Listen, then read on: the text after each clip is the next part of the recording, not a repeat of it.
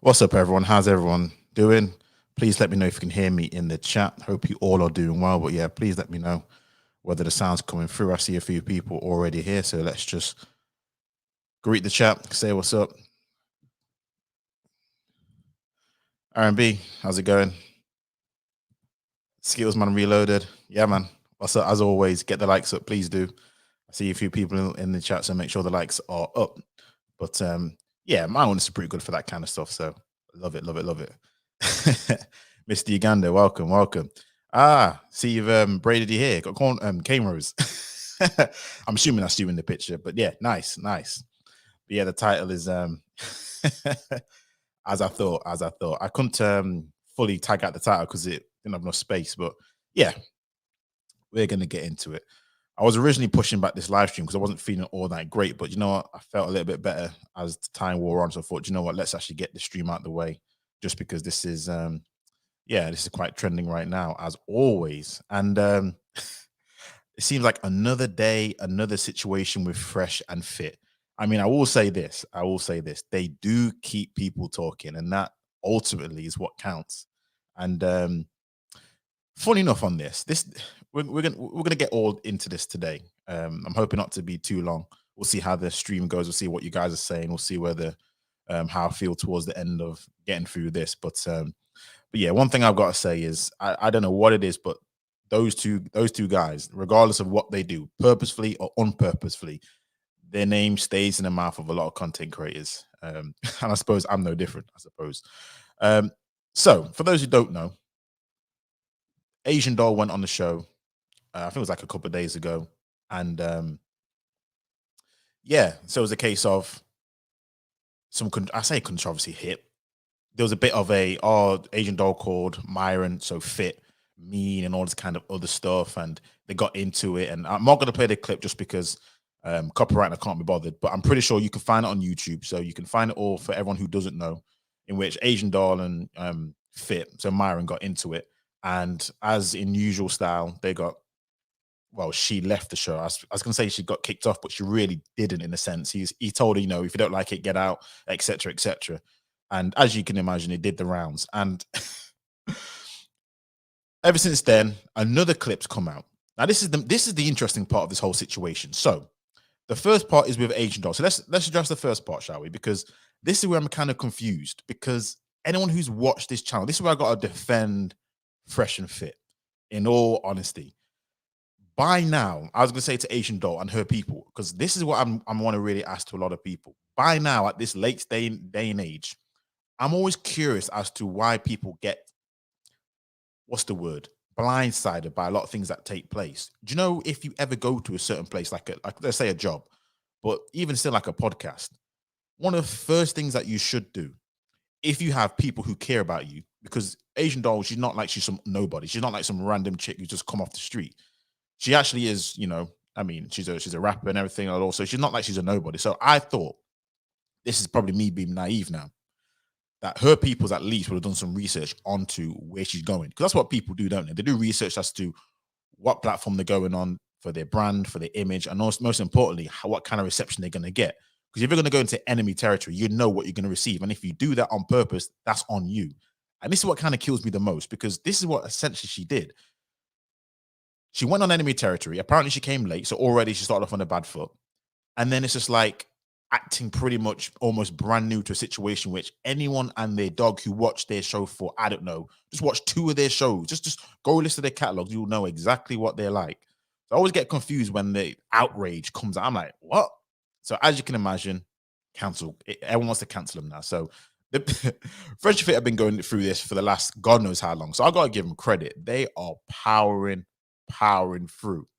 But I'm just thinking to myself, so that's that part of it in essence. So they got kicked out. Agent Doll responded, retaliated with Instagram posts, and people obviously, you know, on her side and saying all this kind of other stuff. So they've since come out, if I'm correct, people can correct me in the chat if I'm wrong, to defend their position. So as Fresh and Fit, they've come back to defend their position because, as usual, clips get edited and then context gets missed. So they wanted to provide some further context into, you know what, start off on the bad foot. She came in late, yada yada yada, all this kind of other good stuff. And yeah, it wasn't as it seemed. It wasn't all, you know, Myron's fault. But for me, looking at that, I'm thinking to myself, geez. So now, as you can imagine, the council police come out. And since then, another clip has resurfaced. And I say resurfaced because this is another situation which I've known about for ages. And this is a clip where I'm going to see if I can try and play this clip. I'm going to see if I can try and find it. So bear with me, guys. Bear with me. I should have been prepared. I do apologize. I wasn't feeling too great. But African Empress, yeah, it's not like the Rona or anything. It's just I think it's like a stomach little issue I had, but I think it's getting better. So yeah, welcome by the way, welcome. But I'm gonna see if I can try and play it because this is another situation or find it because this is another situation which to me, do you know when people try and cancel? Do you know when you're almost your back is against the wall, everything comes out. You ever realize that? Do you know when everything's pretty much on your side? No one says anything about everything you said in the past, but now all of a sudden now there's a bit of heat on you. Everything and anything gets brought out in the past, and this is no different. So Fresh and Fit said something yonks ago. I don't mean yonks ago. I say yonks ago, but it was long enough for it to not been an issue. But as in typical fashion, you know what happens when people don't like you, they come out and they say a lot of things about what you've been saying for the last God knows how many times. So let me just get this up. Where is it? Where is it? Sorry, people. I should be better at this. Da-da-da. But essentially, it's where Fresh and Fit have admitted that they don't date black girls. So they was talking about they don't date night riders and all this kind of other stuff. And I'm just like, man, this was at over a year ago. I'm gonna see if we can try and play the audio clip just so that you guys are in the loop. And for the life of me, I can't even see the clip. Oh man. If anyone knows where the link is, drop the link in the chat if you can do. But for some odd reason, I can't see that for anything. Let me just say what's up to chat where I can see if I can find it. Um, KB Jones, what's up, man? Appreciate you being here. Please make sure everyone get the likes up. You know how it is. I can see if we can try and find that clip because that's where I want. That's the clip which I just wanted to play. Just the audio of it. I might have to do it at a later stage. Where is it? Where is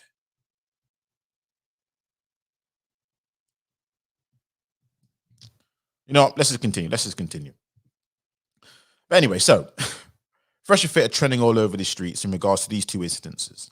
So the first incident is regard their usual thing of kicking off girls off their show. Again, in this case, it was an Asian doll. And then the next one is regards to Fresh and Fit talking about their dating preferences. And this one, again, both of these things aren't new news. But because of this, people are looking to try and cancel Fresh and Fit. And this is why I titled the stream Cancel Culture, the Futility of trying to cancel people like Fresh and Fit. But not only him, I'm going to go into other people like Kevin Samuel, Cynthia G. Because all of this is all about one thing. It's all about people not liking the message that's been sent out, and I understand that, but it's not about. Let me rephrase. It's about the messengers, not the message, and I explain why I say that. Because a lot of this stuff is just politics, if you've realized. So if anyone's been on these, these streets in those kind of spaces, yeah, KB, yeah, Night Riders, the violation, and I'm going to get into who I blame for all these situations here because I don't even at this stage I don't even blame the content creators because by now we know who all these content creators are when it comes to KS, F and F, Sinji. By now we all are pretty much aware of their platforms, what they stand for, what they espouse, what they believe in. So I don't even blame them for a lot of these things. I blame a lot of the other people. But again, I'm going to get into that later. But this whole idea of cancel culture, which again I don't like at the best of times. But this is another situation where listen, people. For number one, you're only canceling this person because a lot of it's political. So you have this is the funniest thing I've seen. You have Kevin Samuel supporters wanting to cancel Fresh and Fit, even though Kevin Samuel supporters pretty much believe the exact same thing as Fresh and Fit. Likewise, you have Fresh and Fit supporters wanting to cancel KS. A lot of times it's not because they have the different messages, it's because they don't like KS because KS and Fresh and Fit have been in I say a bit of a beef, but their supporters have had a bit of a tiff because of what took place.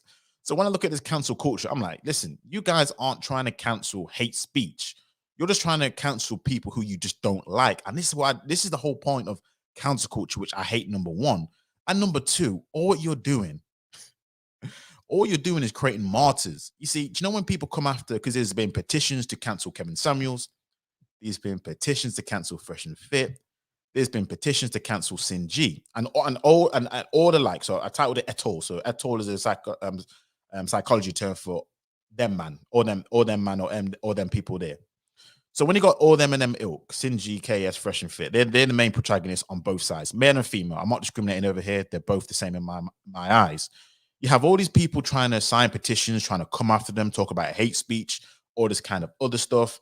And I'm just like, the irony of it all, is it's all political. It's all about not the ideology, it's all about the person. And this is what cancel culture is. It's only about people who they don't like saying a particular message. Because again, you look at people who support KS, they'll probably sign a petition to get rid of Sinji and that space, as well as Fresh and Fit, even though Fresh and Fit believe the exact same thing. So it's not ideologies, it's just people that they hate. Likewise, Sinji, if you talk about hate speech, both of them have the exact same hate speech. Let's be honest. If you really want to be truthful, if you want to cancel one person for spewing hate speech against black women, then equally, I'm going to say this, then you have to cancel the other side for spewing hate speech against black men. That's just how I see it as being, if you want to cancel hate speech. Because people always say, oh, this is hate speech, this is hate speech, this is hate speech. And I'm like, okay, cool. But if you want to do it right, if you really want to be truthful about it, then you should want to cancel both of them. But that's not how it works, because on the other side, you got this, oh, we support her because she's telling the truth. The other side is, oh, we support him or them because they're telling the truth. And I'm just like, the futility of it all. And the thing is, with a lot of these platforms, Fresh and Fit being a classic example, I don't know if you've noticed this, but the controversy that happened with Abram Preach, they lost a bit of subscribers because people are, oh yeah, Abram Preach were a bigger following, Kevin Samuels have a bigger following, so they had the bigger guns, they had the bigger supporters. So for a little while, if you noticed, I did a video on this, they lost a bit of supporters. I think it was like 30K supporters they lost over a period of probably 2 months, maybe a bit shorter than that, a month. And then after that, guess what? Not only did they recover their supporters, but they've now gone on to new heights, in which right now I think they sit at about 540K. So what you're actually doing, people, by having these petitions against these people like Fresh Fit, by calling out their names, by doing these response videos, is you're actually having the opposite effect.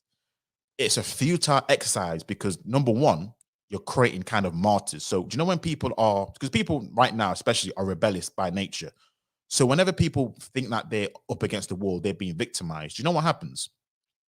People actually take their side just off the strength, because what they were seen as being the bullies, they now become the bullied. And people in general don't like people who are bullied. So think about this. During the whole Fresh and Fit, you had all these people, all these content creators, even the second situation that took place about the copyright strike, all these people coming after him. So who looked like the bullies as opposed to the bullied? It was everyone else bullying Fresh and Fit. Everyone's trying to get them off the platform. Everyone else trying to remove their channel. So guess what? The supporters are saying, you know what? We're gonna ride with you guys. You know that ride and die BS that people be chatting. This is what their supporters were doing. So when I was looking at how people are trying to cancel these content creators, how they're trying to petition them down, all this kind of other stuff, same with KS, same with Sinji, all what you're doing is creating more staunch, more hard right, more hard left supporters.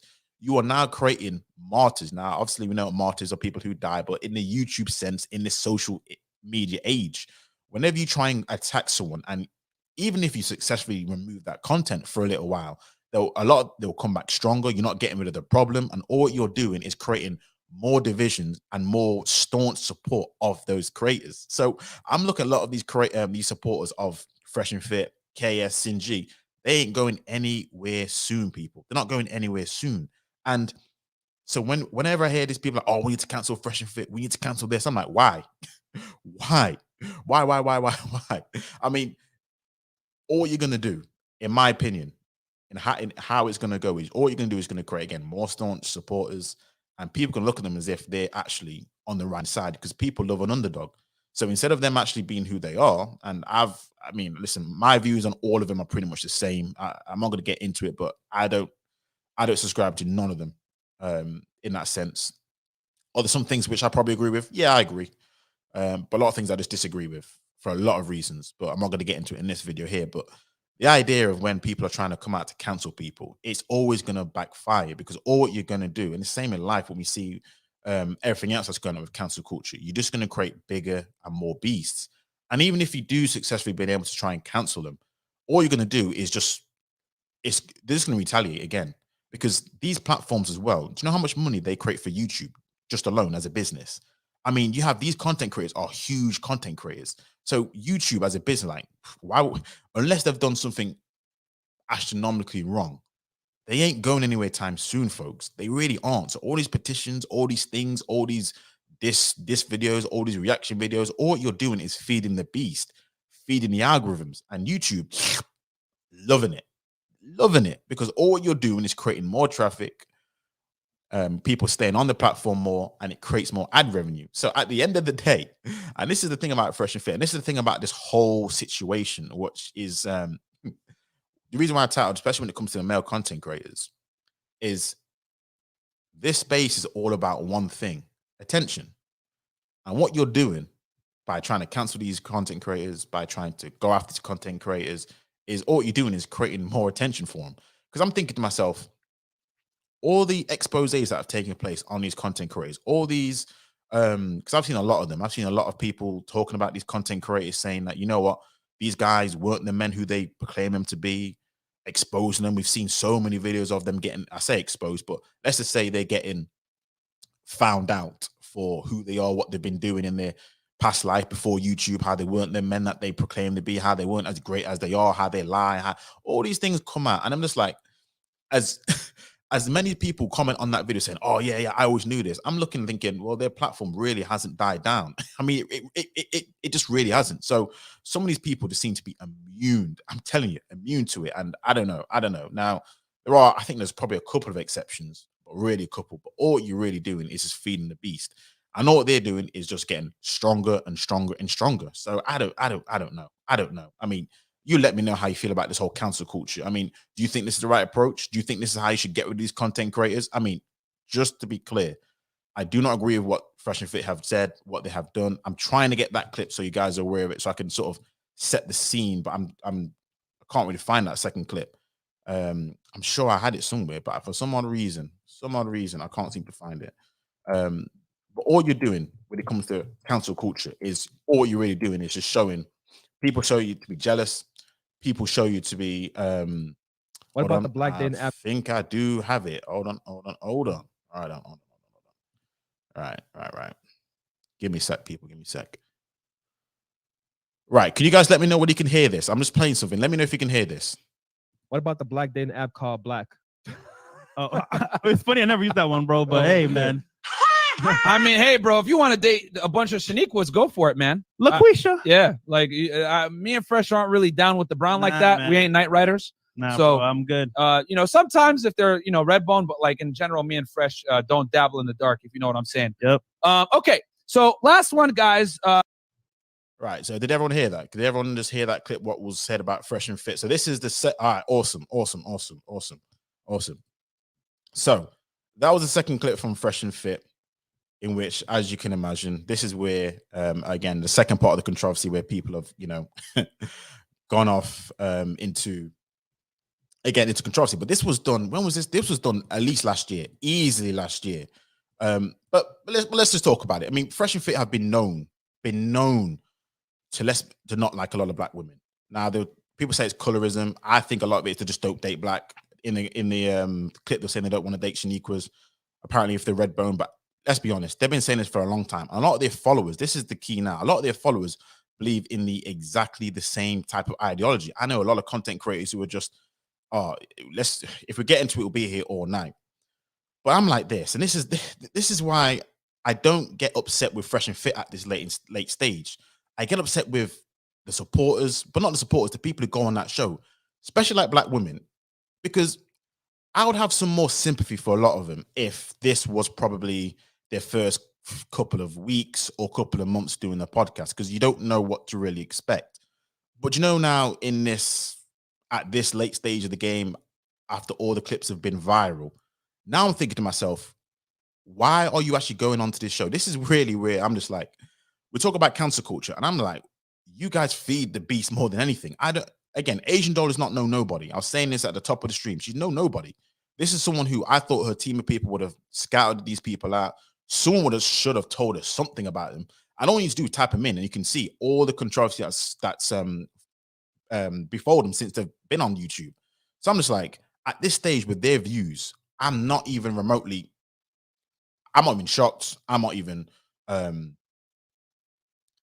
I'm not even surprised. What I am surprised about is how you still have black women who go onto that show. That's what I'm most surprised about. I'm most same with KS as well. Let's be fair. The first time when obviously that whole average at best thing went viral and all that kind of other stuff, those kind of few women there, you kind of felt a bit, yeah, you know what, you do feel sorry for them. No, don't get me wrong. Been put out there, gone viral, people knowing the names for being infamous for that horrible scene. It is what it is. Now, a lot of men were saying, oh, da, da, da, da, da, but I guarantee it, if a man was put on blast like that in the same sort of way by a woman, regardless of how truthful that may be, they won't like it. So I'm pretty sure with the other way around, as to why I've seen any sympathy, I mean, again, we all know the reasons why. I'm not going to get into it in this stream. But after that, I don't know why more black women, I don't know why women in general go onto that show to get disrespected. And this is where I'm just thinking to myself, do people really, really, just for clout, think do people actually just want to get disrespected just for clout? I'm just like, people will sacrifice themselves at the altar of, I don't know, was it fame, um, more subscribers, more followers, just to get embarrassed, just to get humiliated. And the thing is about nowadays, beforehand, you could get humiliated, and only certain people in maybe your school, your city, your town will know about it. Now that that's just there. So that woman will always be synonymous with that average at best. Some of these people will be synonymous with being just humiliation. Now, some people are stronger to get over these things. Some people aren't. Me personally, there's certain humiliation that I would not, for the life of me, want to ever go through, and it's be recorded and go viral. Forget about it. This is why when people talk about, oh, this younger generation is so soft, this younger generation is so this, I say this, look, this younger generation have had to go through a lot of things which older generations have never had to go through. Imagine your worst ever moment in life being paraded for everyone to see, and you being synonymous with that, and you have to live with that for the rest of your life. There's no coming back from it. Everyone's going to see it. It's a bit different beforehand, where you could just easily move cities, move towns, move countries, and no one would know the wiser. Nowadays, it ain't that case. So I have to be a bit mindful of the youth and think, you know what, with this social media game, you have to be so flipping careful about what you say, how you project yourself, your image, because at the end of the day, that image, your name, is going to stay with you the rest of your life. That's why when it comes to funerals, what's the one thing that people try and do, even though you may be a horrible SOB in life, when it comes to your death, people generally try and speak well of you. Even if you're a horrible SOB, they're trying at least speak better of you, because guess what? When it's all said and done, you've got your name. That's the only thing you have left.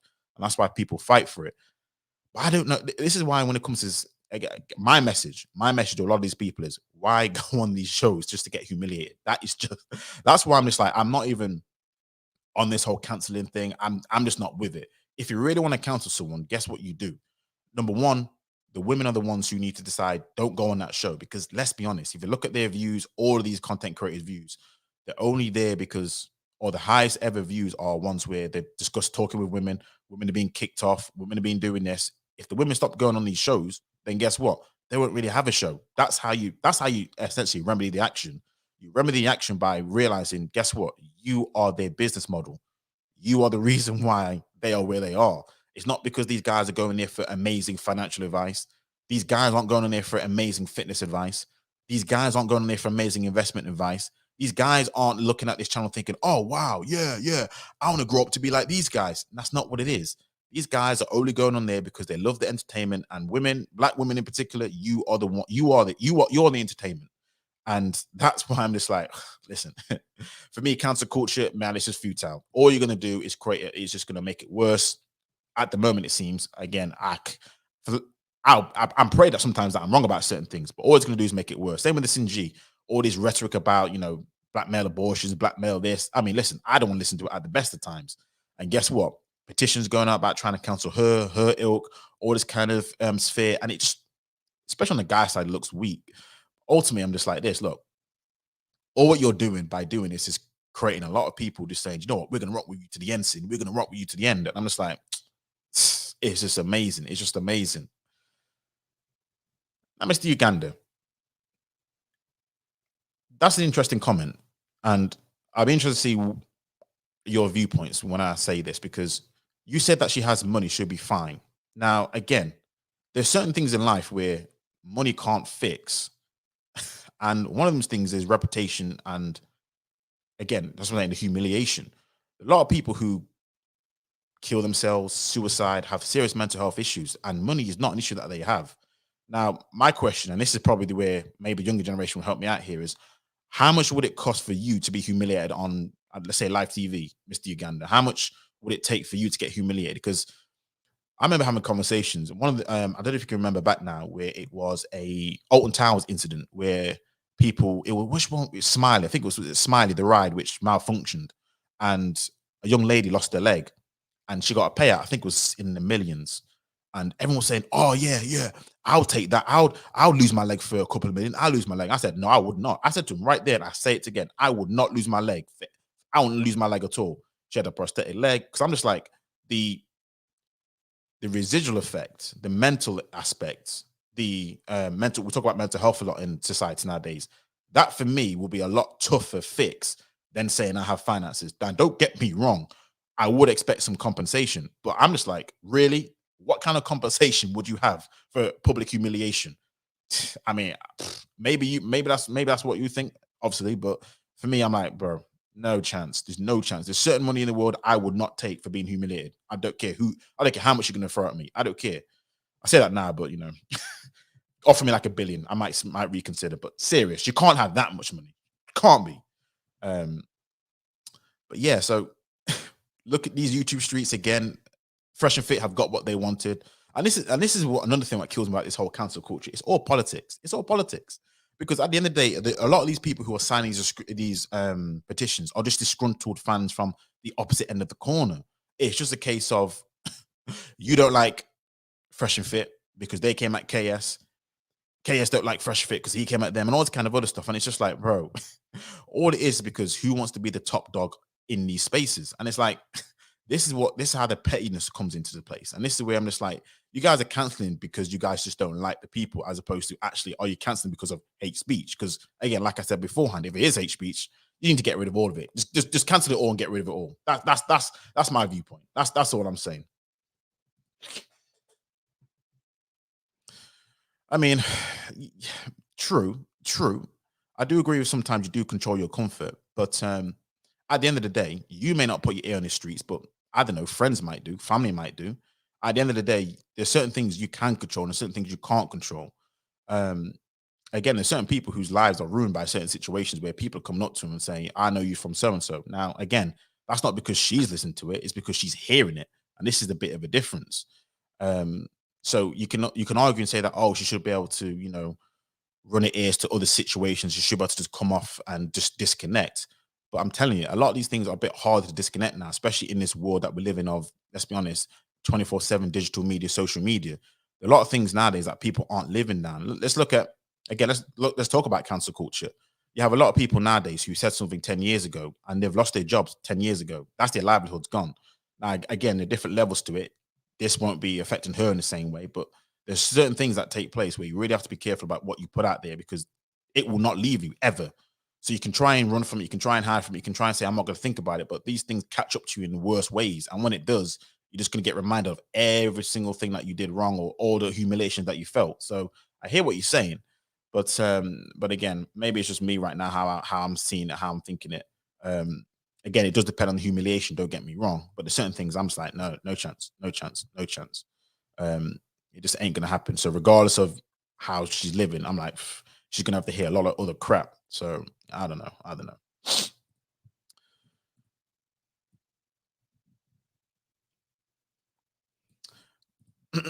Yeah, and this is what I find with cancel culture. This is what I find with a lot of these, just in general.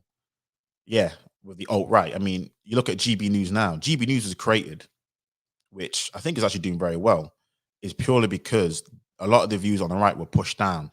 So what they do, they create a whole channel because they only saw left-wing news, left-wing channels, all this kind of other stuff, and the cancel culture. So instead of it actually being a conversation around, you know what, we talk about tolerance, but it's really believing what I want you to believe, accepting what I want you to accept. What took place is they got pushed down and views come stream, and then sometimes it breaks out. GB News breaks out, which gives more rise to alt rights. And then yeah, you got these other, especially here, incel groups, which I always recommend to stay away from. I always think it's something which is just like, pff, ain't for me, ain't for me, ain't for me.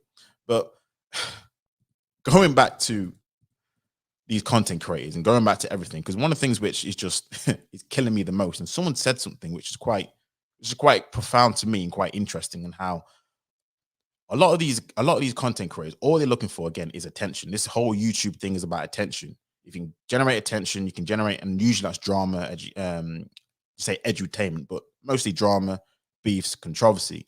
Then likelihood you're going to keep your viewers. At the end of the day, the reason why people tune into a lot of these subscribers is because they want to see who's the next one to be on the chopping block, who's the next one to be, Frank Castle to come out, who's the next one who's going to be told she ain't this, who's the next one's going to be told he ain't this, who's the next one's going to be told that we should have bought this, what's the next hashtag to be told we should get rid of black male babies, or we should not date them. That's kind of how these things are working, and all it is attention. So once these guys have that attention, that's all they're looking for. And a lot of people are disgruntled because they aren't getting the attention that they need. And it's so interesting because on the male side, if I just be honest, someone said something, because males have been striving to try and change the male image. We want to change the male image. This is on the black and the white side. So you look at these men's right groups, you look at the white manosphere, the black manosphere, they're all the same in its core basis or its core values. They don't like the way how men have been treated. Cool, okay. And they want to change the male image because a lot of things that associate with men's, toxic masculinity, all these things that are seen as horrible are seen to be conflated with male traits. Okay, I'm with you. But in order for what they're trying to do, what they're saying in order to try and offset that, is they're actually trying to become the next iteration of Oprah. I was like, when I heard a content creator say that, I was like, oh my days, you're so right. If you look at this space, if you look at how these things are going, or what these guys are doing, because if you look at some of the pushback as to when women calling say, oh, why are you guys talking about this like this? Why are you guys saying these things? And one of the things that they'll say is, oh, well, black women had all these spaces where they could sign off on guys, and they'll reference them, Oprah, Essence Magazine, all that kind of other stuff. And what they've done essentially is they've now created the male Oprah. I'm just like, man, that was like a light bulb moment to say, do you know what? This is exactly why I agree. And I say men have now become a little bit like these new women, where it's like, instead of actually trying to be the best masculine version of themselves, what they're actually doing, if you look at what they're trying to achieve or their content, is they're doing the exact same thing that these women were doing, gossiping, what's it called, chatty patties. They're on the streets talking about each other guys or each other women. It's like, it's not about masculine building. It's about gossiping about someone else to downplay them in order to uplift them. That's like, bro, I don't know. But this is exactly what the space has become. And these are male spaces now, male spaces. They're now becoming the new version of the Oprah. Again, controversy, what kind of hot topics can we lift, and what kind of I mean, even look at the women that come on these shows as well. This is another thing. I've never seen any of these content creators bring on any women who actually are, let's not say the stereotype. No, you know, we call them the modern day women. A lot of them aren't actually, a lot of these content creators, you would have thought by now they would evolve their content to bring on women who actually suit the criteria. So men can say, do you know what? These are the type of women who you could argue and listen to our content for the last 2 years, 6 months. And these are the women, brothers, that you should be looking at. They never, I don't think, correct me if I'm wrong, guys, I don't think I've ever seen any of these content creators evolve their content enough in which they can say, do you know what? There are women out there, conservative minded women, women who are marriage minded, women who are feminine, women who tick all these boxes that they're looking for. I've never seen any content creator actually bring any of them on. Why do you think that is? Why is it that the same type of women go on these shows and the same type of women are the ones who get, oh, this is the reason why you should stay away from these help. This is the reason why you should be leaving these modern day women alone. This is the red flags you should be seeing. This is the reason why. Do you know? Has anyone not noticed that? It's always the same type of women. I'm thinking to myself, so to the untrained eye, you should be thinking to yourself, oh, all these women like this, or is everyone like that, or all these men like this, or all these women like this? But no, they need that to be the case. They need a situation where the women that they talk about in a horrible sense are the ones on that show. Because if that wasn't the case, guess what? Their platform or their message will be like, it'll be completely different. It'll be a little bit more balanced, a little bit more open. And actually, in my opinion, it will actually help them more than hurt them. Because I see content creators who, they respond to the videos and they seem like the men and women who they aren't talking about, but they're never actually on that show to collab. I don't see them. I don't see these men and women who are supposed to buck the trend, because guess what? In the eyes of the supporters, in the eyes of the content creators, they are the silent minority. They are the unicorns, as they want to call it. They are the ones who, and even still at that best, they still will say, do you know what? We don't believe you anyway. But these are the situation that we find. So I don't think we're ever going to see situations where you have reasonable women, reasonable men on these platforms who actually book the trend of what they're really preaching. Because guess what? And Falcon Black, big up to you. They keep the angry young men and women. I'm talking about both sides now. The content that they create, it keeps them coming back. And this is why I'm just like, and by you canceling them, by you trying to say, oh, you're giving us a bad image. The only way it's going to work is you got to stop it at the source. I'm talking about the source of the people who made them popular. You got to stop these women from going on these shows. You got to have a PSA announcement. You got to talk on these streets. You got to do whatever you got to do to get these people from going onto the show. But again, people will do a lot of things, a lot of fame to get humiliated. Not me personally. I don't know why you would do it, but a lot of people, they really would. Followers, clout. So I suppose, Mr. Uganda, you're probably right. In essence, a lot of these people, they see it as, you know what, a little bit of pain, small-term pain for long-term gain. So, you know, you're probably right. But I'm telling you, I couldn't.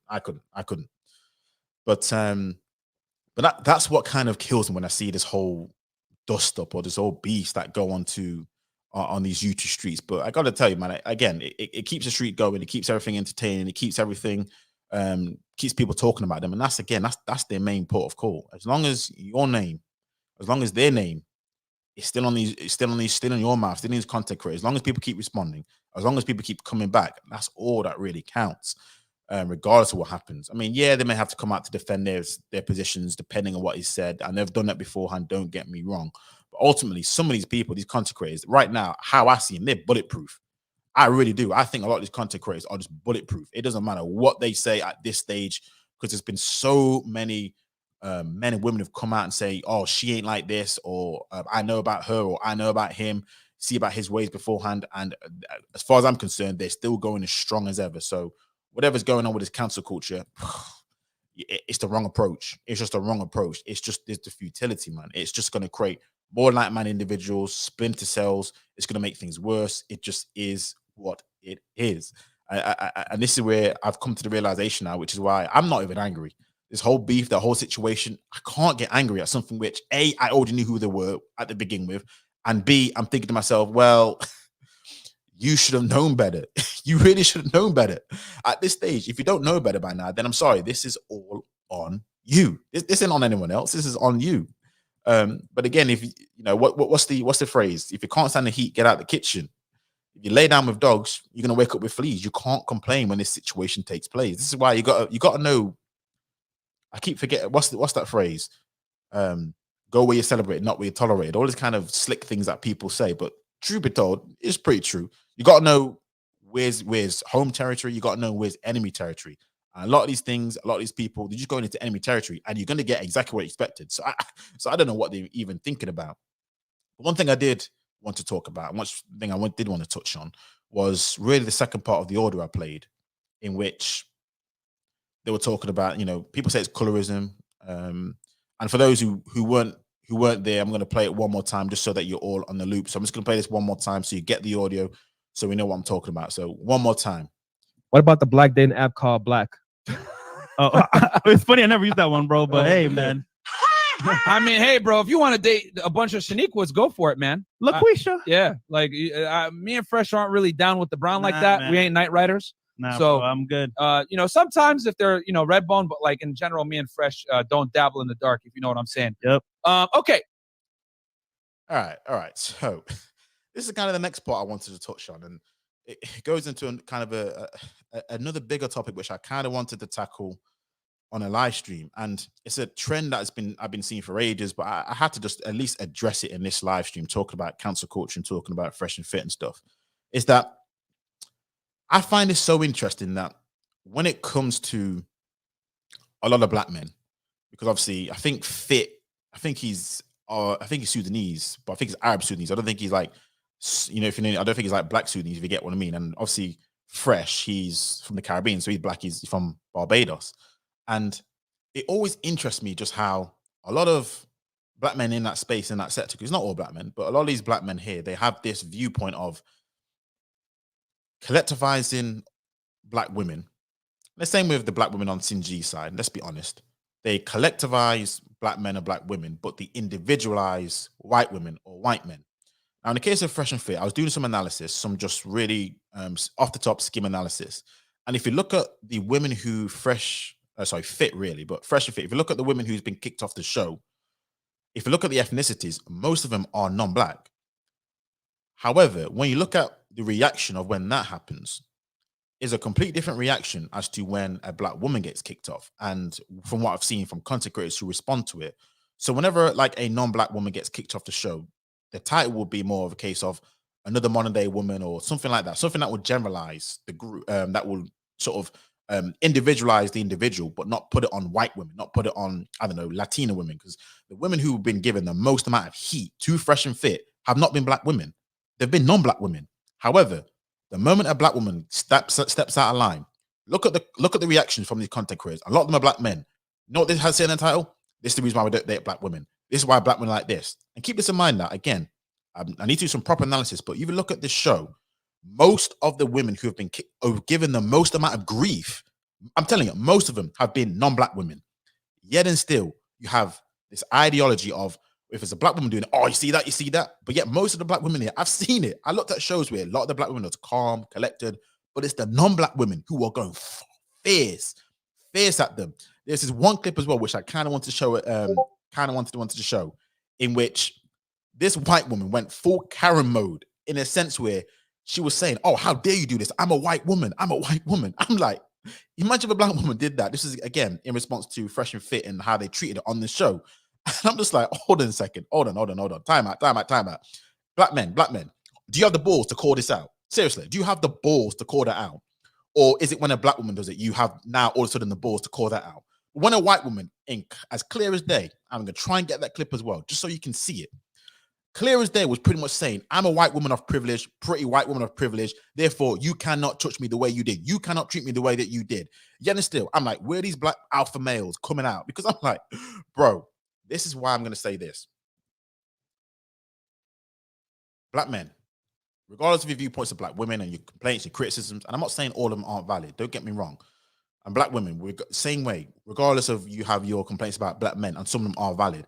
The moment you guys do this, which is uplift another group of people above your own, that shows you guys to be weak. Think about this. If me as a black man, if me was to uplift another race of women above my own, especially in public, you know what that shows? That shows that me as a black man is weak, not because I'm a weak black man, but because I have now shown myself that the white man has proved himself to be able to curate better white women for me. See how that works? Likewise, when it comes to black women, and you talk about black men, who raises these white men? The white women. So you're now saying that this white woman is a better nurturer, a better caregiver, a better teacher of the culture than you as a black woman. This is why I'm like, listen, guys, you guys don't realize how the image you guys look. And I know a lot of people were saying, oh, but this, and this is what kills me the most is black people, is how when it comes to us individual size. So you have a group of black men saying, oh, we're not all like this. Oh, we're all like this. We want to be treated like individuals when it comes to, I don't know, the system of white supremacy, police brutality, when it comes to all this kind of other BS. You guys want to be treated like individuals. Fine. I agree with you. But why is it when it comes to the opposite side, you guys want to collectivize and say, oh, see what I mean? See what I mean? Just because one or two black women or one or two black men do these things. But yet and still, if you go and look at these channels where a lot of these women and men are out of pocket, they aren't black men and black women. Yet and still, they never get this kind of heat because guess what? Here comes the excuses. Yeah, well, you know, that's only one and well, they're not all like this. And I'm like, dude, come on now. You don't understand how that looks. It's amazing how many excuses I've heard. And I've just sat back, listening, sat back, watching. And I'm just like this. It's amazing how much excuses I've heard from the collective of both black men and black women when it comes to every other race doing that mess that they're doing. Even now, I don't know if you've been realizing this, but a few black women have died from their partners, and their partners were white men. They were non-black men. Now, by the way, all these things are tragedies. So RIP to the victims, RIP to the people who died, because a lot of times it wasn't just the woman, it was actually the children got killed, etc., etc. Now, can you, I bet in the chat you guys all know exactly what type of videos black men have been putting out about the fact that these black women were killed by their white men. Could you, I guarantee you, in the chat, let me know, what do you think these streams were about? What do you think these videos were about? Do you think the videos was like, sorry for your loss, it's awful that this happened, we need to stop, maybe violence against women, we need to stop, all this kind of stuff? Do you really think that was the angle that they took? If you do, press 1. If you thought that was the angle that these content creators took when a black woman was killed by a white man, and all it was a case of, very sorry about this. If you think that was the angle, press 1. Or if you think the angle was this, that the reason why you were killed is because you decided to divest, you decided to swirl, this is your fault, this is this is that. That was kind of the angle where I'm telling you, 90% of these videos went to. I was just like, my days, this is crazy. This is just crazy. A tragedy takes place. And yet and still, the first thing these guys are thinking about is this. Oh, well, you know what? Again, they went to swirl heaven. These are the kind of comments I'm hearing. They went to swirl heaven. They are now resting in their femininity. All these kind of slick comments about a tragedy in which we had, by the way, I'm not excusing it if that was the case, but we had no idea whether that woman was just, a confirmed out and out swirler. We had no idea about this woman if she was an out and out hater of black men, a divest as they call them. There was no evidence of that so far. It was just a situation where a white man and a black woman together had kids, and whatever reason, right, they were killed. I didn't know the facts of all the story because I was just more focused on the reaction, because that tells me a lot about the people. And I'm just like, this is where we're at with things these days, and how we collectivize black women or collectivize the group and we individualize. Because if a white woman got killed, it won't be, oh, see that. That won't be the case. Likewise, black women. I've seen so many comments, and Fresh and Fit are a classic example of this, where if you remember about Fresh, a few months ago, he went through his controversy where, what's her name? Is it Miranda? I think her name was. Anyway, she, again, non-black woman. Again, non-black woman. She was found on this sugar daddy website, whatever it was. And the reaction in regards to, because clearly she was with him because, he's got money. If you listen to the story, and there was a scene in which Fresh, I don't know why he did this, by the way. I mean, Jesus have mercy. Yeah. He if there's, out of the two, Fresh makes himself look so bad, and I don't know why. I'm just like, someone needs to tell him, bro, he seems to be a guy who, he's like a walking L, but he never seems to take these L's. I don't know if you've ever clocked it, but the things that comes out of his mouth and what he said, he's like a walking L, a walking contradiction. However, he never takes these L's. I gotta give him credit for it. He's resilient. But anyway, so there was a situation where both of them came out in defense of, Miranda's intentions and all this kind of other stuff. And there's a part where Fresh went in for the kiss, and your body, oh my, she basically rejected him, and he tried to play it off, tried to laugh it off. But oh my days, that right there. And guess what? Q or the black women responded. What do you think they responded? Oh, well, this is what happens when you go for your preference. This is what happens when you do this. This is what happens when you do that. And I'm just like, it's the same when it comes to divorce court. Dr. Dre, all these kind of other people, when it comes to these divorces. I'm like this. Oh, you see, this is what happens when you go for your preference. This is what happens when you go in there. And I'm just like, this is what it comes down to, isn't it? This is really what it comes down to. It comes down to a situation where, regardless of what happens, when it comes to white people, you will individualize their whole situation when it comes to your situation. But when it comes to, black people, black women, you collectivize them and say, oh, this is the reason why, this is the reason why. I'm like, man, it just looks weak. It just looks extremely weak. And when I saw that clip, which, by the way, again, like I keep saying, that clip, that second clip about them not being night riders, that clip was out for ages. But again, in typical fashion, once it rains, it pours. But it's just the point of the matter, that this is how we look at here as an image. This is how it goes if you talk about a black space, but just in general, it's just like, bro, when I was looking at the whole situation, I'm like, we do look bad when it comes to this sort of stuff, but it is what it is. It is what it is. And yeah, listen, I agree with you here. I agree. But like I keep saying, he's a guy who, for whatever reason, I don't know whether he is aware of himself. There's certain people who are more self-aware than other people, but this guy, he is just not self-aware. I'm looking at him thinking, bro, read the room, read the room, read the atmosphere. But nope. And I don't know if this is because he's that, I say, confident to the point of arrogance. Where, do you know when people, because I think he is actually, I think he's like a millionaire by net worth. I don't know about his cash flow, but I think he's actually quite well off. So, you know, certain rich people that have that sort of arrogance about them, where at the end of the day, they're getting what they want to get. You know what I mean? So I don't know whether it's a case where it's like self-delusion, where he's not even remotely self-aware of himself. So much so that when these things happen, he just brushes it off and goes on to the next one. It's just, I mean, again, I got to salute him if that's the case. But sometimes I'm like, a bit of self-awareness is key. Is key. Whereas obviously Myron, he's more self-aware, and he's really a bit more aggressive when it comes for that kind of stuff. You see what I'm saying? He's a hell of a lot more combative, and you can tell because obviously he's the one who kicks out the women. He's a hell of a lot more combative. He's got obviously a less shorter temper, shorter fuse, so he will just come at them. So I'm just like, yeah, it's interesting. But again, like, listen, all this controversies happened in the last 6 months, 3-4 of them, beats with Abram Preach, all this kind of exposés, and guess what? They are still riding high.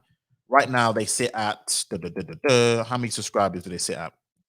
544k. That's how many subscribers they are at. They've gained about 40k subscribers in the last month. Listen, they aren't going anywhere soon. YouTube are like this. Look, and the thing is, one thing I didn't realize is once you get to a certain level at YouTube, certain subscriber counts, YouTube will give you your own personal, pretty much YouTube. I don't know if it's advisor you want to call it, or some sort of YouTube type arrangement where they'll fight in your corner to make sure that you can actually fight off a lot of things which smaller YouTube content creators like myself could never fight off.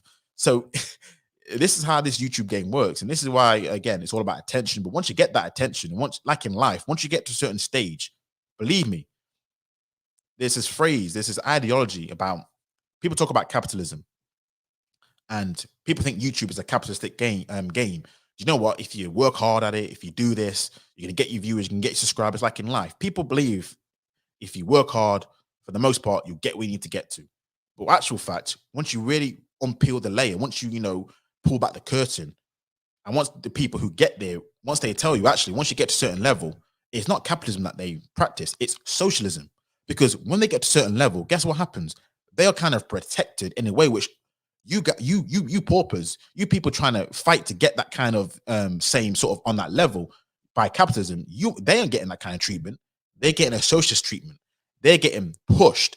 They're getting a lot more preferential treatment.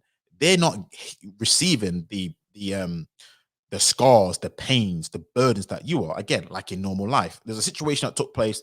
I don't know if you guys are aware about Molly May, the influencer who appeared on Love Island, how she had this, she was talking on, I think it was Stephen Bartlett's podcast, talking about, oh, you know what? I really believe if you work hard, if you set your mind to it, if you see it, you can believe it, all that good stuff. And people came for her. They came for her. And I'm just like, at first I was thinking to myself, the message actually is pretty much sound. But let's not kid ourselves about who this woman is. This is the woman who benefited from her pretty privilege. She's like 22, and she was on Love Island, which means because of that clout, because of the fame that she got, she was able to transport that and get a job as a creative executive or director at Pretty Young Thing or Pretty Little Thing. Now, think about that. She would talk about working hard. How much hard work did she have to do in order to get to that position at her tender age? As opposed to somebody who's working their backside off in the fashion industry, doing all the right things, came from nothing. And I bet that person thinking, wow, all it took was an influencer, just because she was on a show, which was very popular. We all know Love Island. And guess what? She managed to pretty much kick out, I don't know how many women or even men who were wanting to go in that role, just of the sheer fact of she was more popular, more famous. So we talk about capitalism, but it's not really capitalism. That's just a socialist structure of preferential treatment. If you really think about it, that's just a case of, look, we want to divide all the wealth, all the experience, all the situation between a set of elites. We get to spread the wealth. But for you guys in the back, no. You guys have to work your backside off. This is how these things work. So when I looked at some of these YouTubers and see how these things work, I'm like, my days. This is why these cliques get formed real quickly when they get to a certain level, because trust and believe, when people get to a certain level, they do not want their shit taken from them. Trust and believe. We talk about capitalism in a way which, if you fail, you should fail. But nope, nope, nope, nope, nope, nope. Like all things, and I don't disagree with this. They will fight tooth and nail to keep onto it. So this whole idea of canceling these YouTubers, canceling these people, man, I'm telling you, they will come back firing. This is why I'm just like, and again, with this type of space, all you can do is create more people with more staunch views. It gets worse and worse and worse. It's just one of those things where I'm just like, man, please, please, please, please. It's just one of those things. But that's kind of what I wanted to sort of talk through today. I think I'm still feeling up for it. So I'm feeling better than I was beforehand, because I was going to have this live stream probably later on the weekend. But if you're up for it, let me know if you want to come up, and I'll drop the link in the chat. If not, I'll probably round up. But let me know if you want to come on the chat. I think, Jesse, you did want to talk about this, didn't you? So let me know if you still want to come up, if people do want to come up, so I can gauge how many people are still around and still want to be here. But please make sure, people, you like the stream, subscribe if you are new, share if you please. Always gonna make sure I put that out there. But yeah, these content creators, man, I'm telling you, it's all it is now when it comes to people signing these petitions, because there are a lot of petitions out there about all these content creators. All it is are disgruntled members from the opposite side, just trying to get them cancelled, just trying to get them removed from the platform. A lot of time it's all because, guess what? They just want market share. Let's be honest, they just want the market share. That's all it is.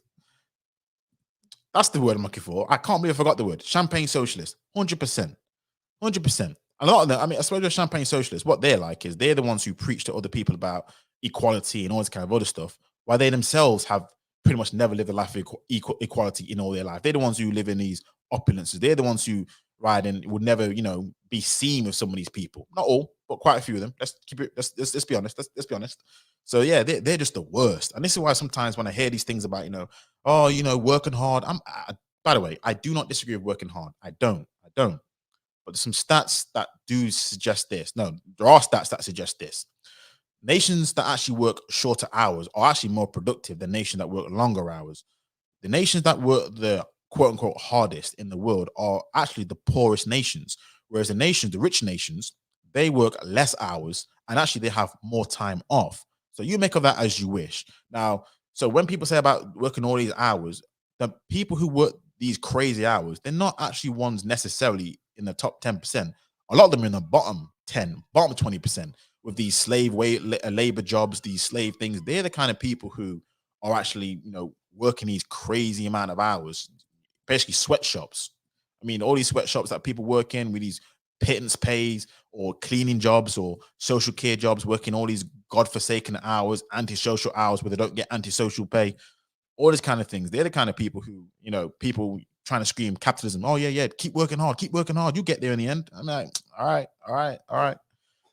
But yeah, Jesse, I've dropped the link in the chat. So I've dropped the link. So if you want to come up, by all means come up. But yeah, in regards to canceling the like of Fresh and Fit, Kevin Samuel, Sinji, and all those type of content creators, I just see it as a zero-sum game at this stage.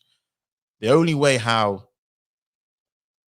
you will probably cancel them, and this is probably, I should have talked about this. Derek Jackson is an example of, I wouldn't even call it cancel culture. This is the thing.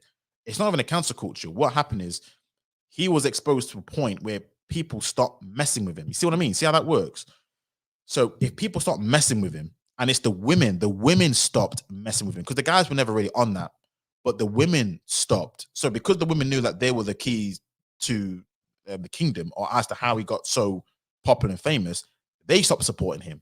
So this is the same situation here. Instead of trying to cancel the man, stop supporting. This is the idea. This is what you need to do. If you stop supporting these platforms, and black women, I'm talking to you in particular, then this is how you cancel someone else. But it's not canceling, it's just their message is no longer hitting, or this is not working. That's how it works. That's how, in a truly capitalistic society, this is how it actually works.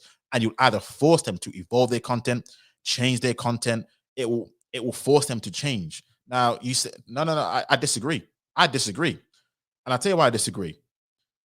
Well, okay. Let me preface this. Derek Jackson, I didn't say he counseled himself, but again, this was one of those things where this was known out from men for a long time ago. Again, this is another situation where people knew that he was lying his ass off. Some women knew that. And definitely men knew that. But I'm just like this. I think it got to a stage where it probably blew up too hard in his face. So would it say he cancelled himself? Probably. But a lot of times, again, for me, it's all about the women decided to stop messing with him. Because at the end of the day, Skittles, man, if the women still decided to say, like a lot of other male supporters on the other side said, you know what, we don't care that he may be this. We don't care that maybe this. Is the message correct though? Because this is what people say about these other content creators. Whenever they get exposed in the same fashion as Derek Jackson, what's the one thing that they say? But 2 + 2 = 4, right? What does it matter? What does it matter about my life? This is what they say. So I won't even say he even cancelled himself. I would say the people who propelled him to the top, they decided to stop messing with him. That's how I'll put it. That's how I would phrase it. So whether it's just a different way of saying it, I don't know, but that's how I see it. That's really how I see it. Jesse, welcome. How are you? Yeah, can you hear me? Yeah, loud and clear, man.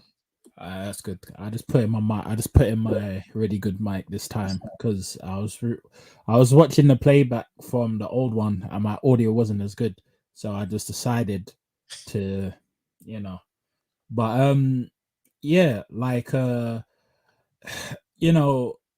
reason why I came on here to talk is like the reason I'm definitely qualified to talk about this because I was part of the Black Manosphere at one point, but I left for many reasons, right? And I was around that clique, right? I wasn't like famous or anything, like I wasn't a big YouTuber. I had like under 1,000 subscribers at the time, right? And I was coming close to 1,000 and I decided to quit, right? Okay. Basically what I think is the people I blame the most is the supporters, and I look at how the YouTubers, like, I already know what the problem is regarding the issues with black women and black men on YouTube or even in general, right? It's not what people think it is, right? And to be honest, a lot of a lot of these YouTubers that are talking about black women and so on and so forth in a negative light, they're just using black women to basically, let's say, get clout, get views, right? Get clout, get views. They know it's easy. They know they don't have to do much, right? Regarding it, because they know if they target, say, an Asian woman, or they say they target a white woman, or they say shit like that, they're getting cancelled. People come for their necks, right? And the reason why I say this is because black women and in some cases black men don't really have much power, and if you don't have power, you cannot really punish anyone. Do you get what I'm saying? No, I hear that actually. Very true. Right, In a because in a very holistic sense, I hear what you're saying. It's that power, isn't it? That's why when it comes to other like white women, for example, it's like, oh, shit gets done after that, isn't it? If she like, what do they call it? The white woman's tears. Is that what they call it? right, and if you look at when because I don't watch Fresh and Fit, I just think they're, I'll be honest, I don't think they're really great, right? I don't think they're very helpful, right? Fair enough. I respect that they worked hard and they grinded and made themselves a popular podcast. Fair enough, right? I'm not a hater. I state that they've put in work and they've invested their money well and they've done well for themselves, right? Financially, fair enough, right? But what I look at is the substance, right? When you were talking about how this woman, I think it was this white woman saying, "Oh, hey, I'm a white woman," you can't touch me like that. She knows that she has a power structure, uh, let's say, supporting her, so she knows that she knows what's up. Now, a black woman, for instance, if she came with that same energy, it will be a different outcome. You understand? And the thing is the reason why like black women and black men can't get along is because of the backgrounds and the households we've been brought up with. We ain't being taught healthy relationships. That's really what it is. And you can see the cycle, you can see the state, you can see it in the States, you can see it here. Right? That's the reason why black women and black men can't get along. Right? It's none of this super, you know, like, oh, it's this, it's that, and you know, it's because they got attitude. Yeah, there's there's some black women with attitude. Same thing with all other races of cultures of women, right? It's just that how the households are, the background that we came in from, and so on and so forth. And I think some black women just need, you know, mental help. That's really what it is. You know, some of the trauma that they've gone through, some of the issues that they've gone through, and to work through the mental health. And this isn't just black women, it's black men too. So that's the real reason why this is dysfunctional relationships that you're seeing. No, I feel you on that mental health thing. I actually do agree on that. I think there's a stat switch. I looked at mental health, and like black men, for example, I think we're 7 times more likely to be sectioned under the Mental Health Act.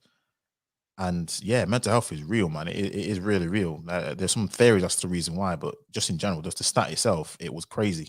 How we're likely to be sectioned under the Mental Health Act 7 times more than like South Asians and Caucasians. And I'm just like, phew. So no, it has to play a part in regards to definitely relationships, because again, it's your mental health or your mental mindset, how you how things stress you out and how you react to that. So no, I definitely feel that, definitely.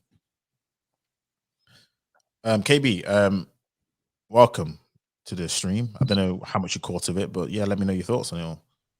Yeah, good evening, bro. Can you hear me from headphones? Loud and clear, man. Loud and clear.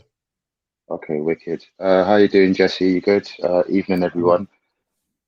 Good, good. Yeah, no, I was in the chat, so I've caught it near enough from the beginning. I agree with everything you guys are saying. What's interesting about the whole notion of cancel culture, I think, especially when it pertains to our community, it's even though it's this whole thing has been named cancel culture, I think that name's in vain sometimes, because I find the people, circumstances, situations that we try to cancel, most of the time, I find that, good evening, Fiona, I can see you in the chat.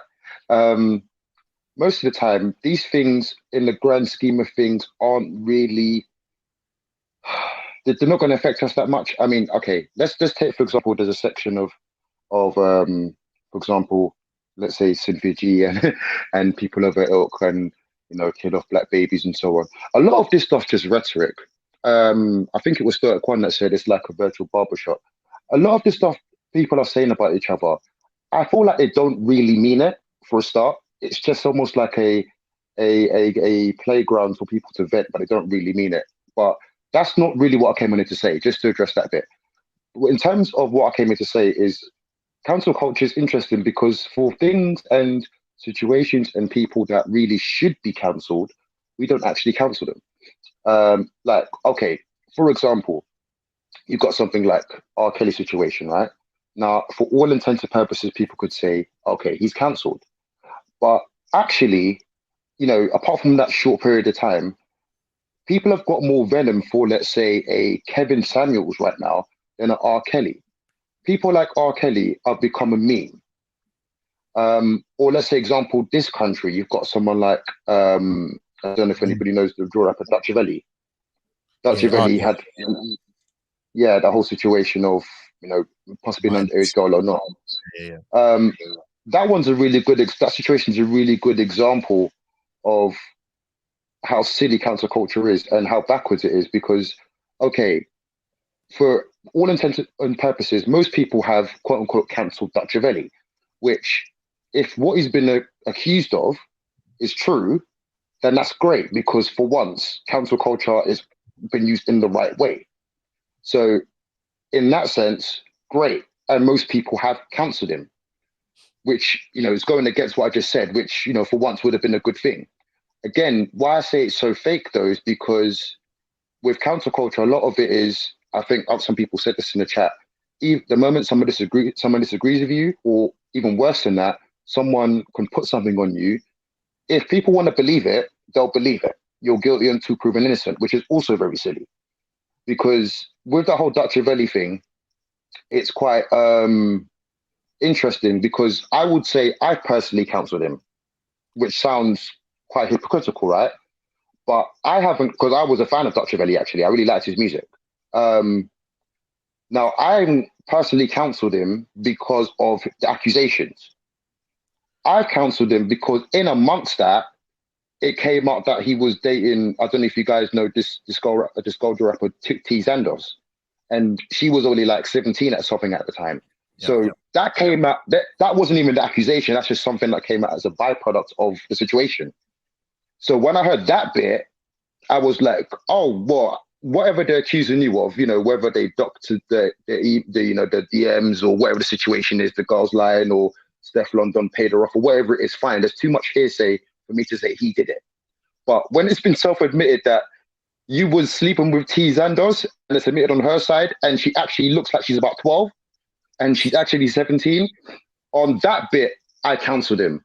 But for all intents and purposes, if you ask the average person that likes UK urban music and you're like, oh, do you like Dr. Velli? And they say no, and they start cussing him or they say he's cancelled, it's going to be because the hearsay of, I think this is a friend of the family's daughter he slept with or something like that. Not even slept with, was flirting with.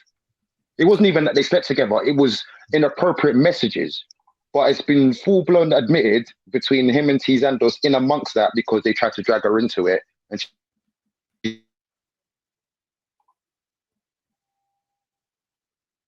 Oh, have you? Sorry, you cut out there. Are you still? Can you hear us, KB? He's cutting out. also 17. Oh, KB, you're cutting out, man. I don't know if you can hear.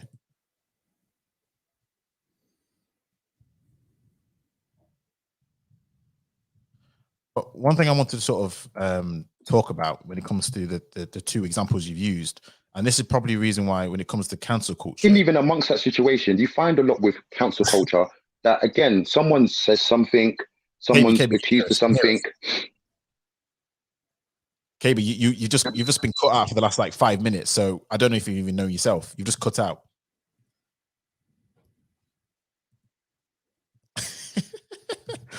It's not just me, Jesse. Oh, okay. Yeah, I'm here. I could hear. You couldn't hear what he said there, could you? Before I couldn't. No, you just keep. Yeah. No, I was like, oh. One thing I was going to talk about is in response to KB is you mentioned R. Kelly and Dutch Valley. Now, the thing is though, there are differences here because they were like R. Kelly. His case has been gone to the police, so he's getting locked up. Same with Dutch Valley. These are cases where have gone to the police. So you know, I was mentioning power and cancel culture. I see it as more of a kind of an underground thing to get people to be, I don't know, sometimes might be locked up by the authorities, or sometimes it's to them to get them off a platform. Again, someone mentioned in the chat, I think it was Eunice Osmond, Piers Morgan. So at that stage, you could argue cancel culture has worked, or whatever it is that they've done, they're answering to their crimes. Whereas these other people, that's not really what's going on. Now, as to what they want to happen, it's just like, yeah, because I'm like, R. Kelly, he's definitely been. He's same with Bill Cosby. It's like at that stage, once he's gone to prison, what more do you really want? He's now gone to prison, etc., etc., etc. Whether people believe he did it or not, it is what it is. But a lot of women came out in regards to it. So I'm just like, you see what I mean? So I don't know. When I hear cancel culture, I think it gets to a stage now where it's really for people who really don't have a lot of power, who can lobby themselves in unfortunately a tribalistic fashion to try and get people either off the airwaves or, depending on what the nature of the crime, get them sent to prison. What do you think about that? I think so, but I also think as well regarding cancel culture is people just like we're transitioned to a society where if someone has a difference of opinion, like you could lose friends, you can lose support by just simply having a difference of opinion, which I think is crazy. Like it's like opinions don't even matter anymore, to the point where it's like, unless you know that person has the emotional intelligence to take a difference of opinion or to disagree, like there's now consequences for disagreeing or having a difference of opinion, you know. Yep. And I think that's very concerning at like society as a whole. But then regarding getting people locked up, yeah, in a sense, it's they want to do justice. But then on the flip side, it's just that people's feelings have been hurt and they just don't like that difference of opinion. And because they don't like that difference of opinion, that person should no longer have a voice, which I think is I disagree with that. Like everyone should have their opinion. Everyone should have a difference of opinion because you know what I've noticed as well with the even cancel culture is I don't know if it's just me, but I feel as if the quality of almost everything, like if you look in Western society, like even in this country, right, the quality has gone down low. Like you see the reduction in certain things, right? For example, would a Simon Cowell survive during these times now? Good point. I want to say yes, he would, Why? because he's Simon Cowell. And I think almost like peers, it might sound like a bit of an oxymoron, almost like peers, they transcend normal people's tolerance because we know what he's about. We know what Simon Cowell is about. We know what he's going to say. We know how he's going to be harsh. And again, just like the other content creators I've mentioned in the my title, people come to hear that specifically. So people come to hear that harsh criticism. It's entertainment. It's like a drug. They get off on it. They get off on people being disrespected.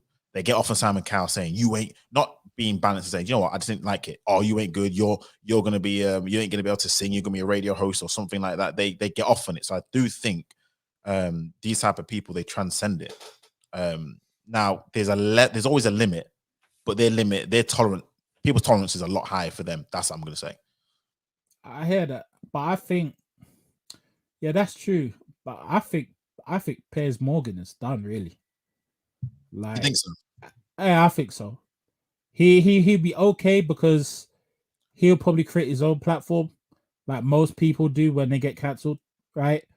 But I think he's done. I respect Piers in terms of how he doesn't hold back on his opinion, which I like, right? But it's like it's come to a point where it's an opinion is not an opinion anymore. It's like it has to be the right opinion. No, I hear that. I hear that, and definitely true. That's kind of why people hate this cancel culture, and I do hear that for definite. But with the Pierce thing, I just think it's okay because if you listen to the reason why he actually left, it's not because they fired him off his opinions, because they want him to like apologize for the things that he said, and he could still be on Good Morning Britain as we speak if he had just apologized for not that what he said, but not taking into account Meghan Markle's mental health. But I think he will be back though.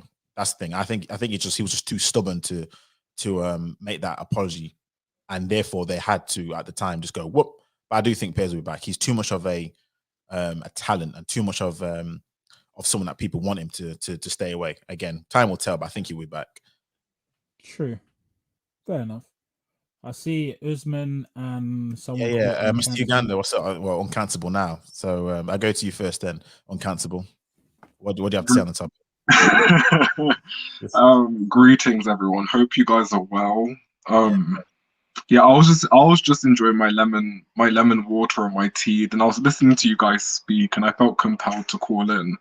Hope you're all well. So I don't know how to say this, but I'm just gonna go ahead and say it.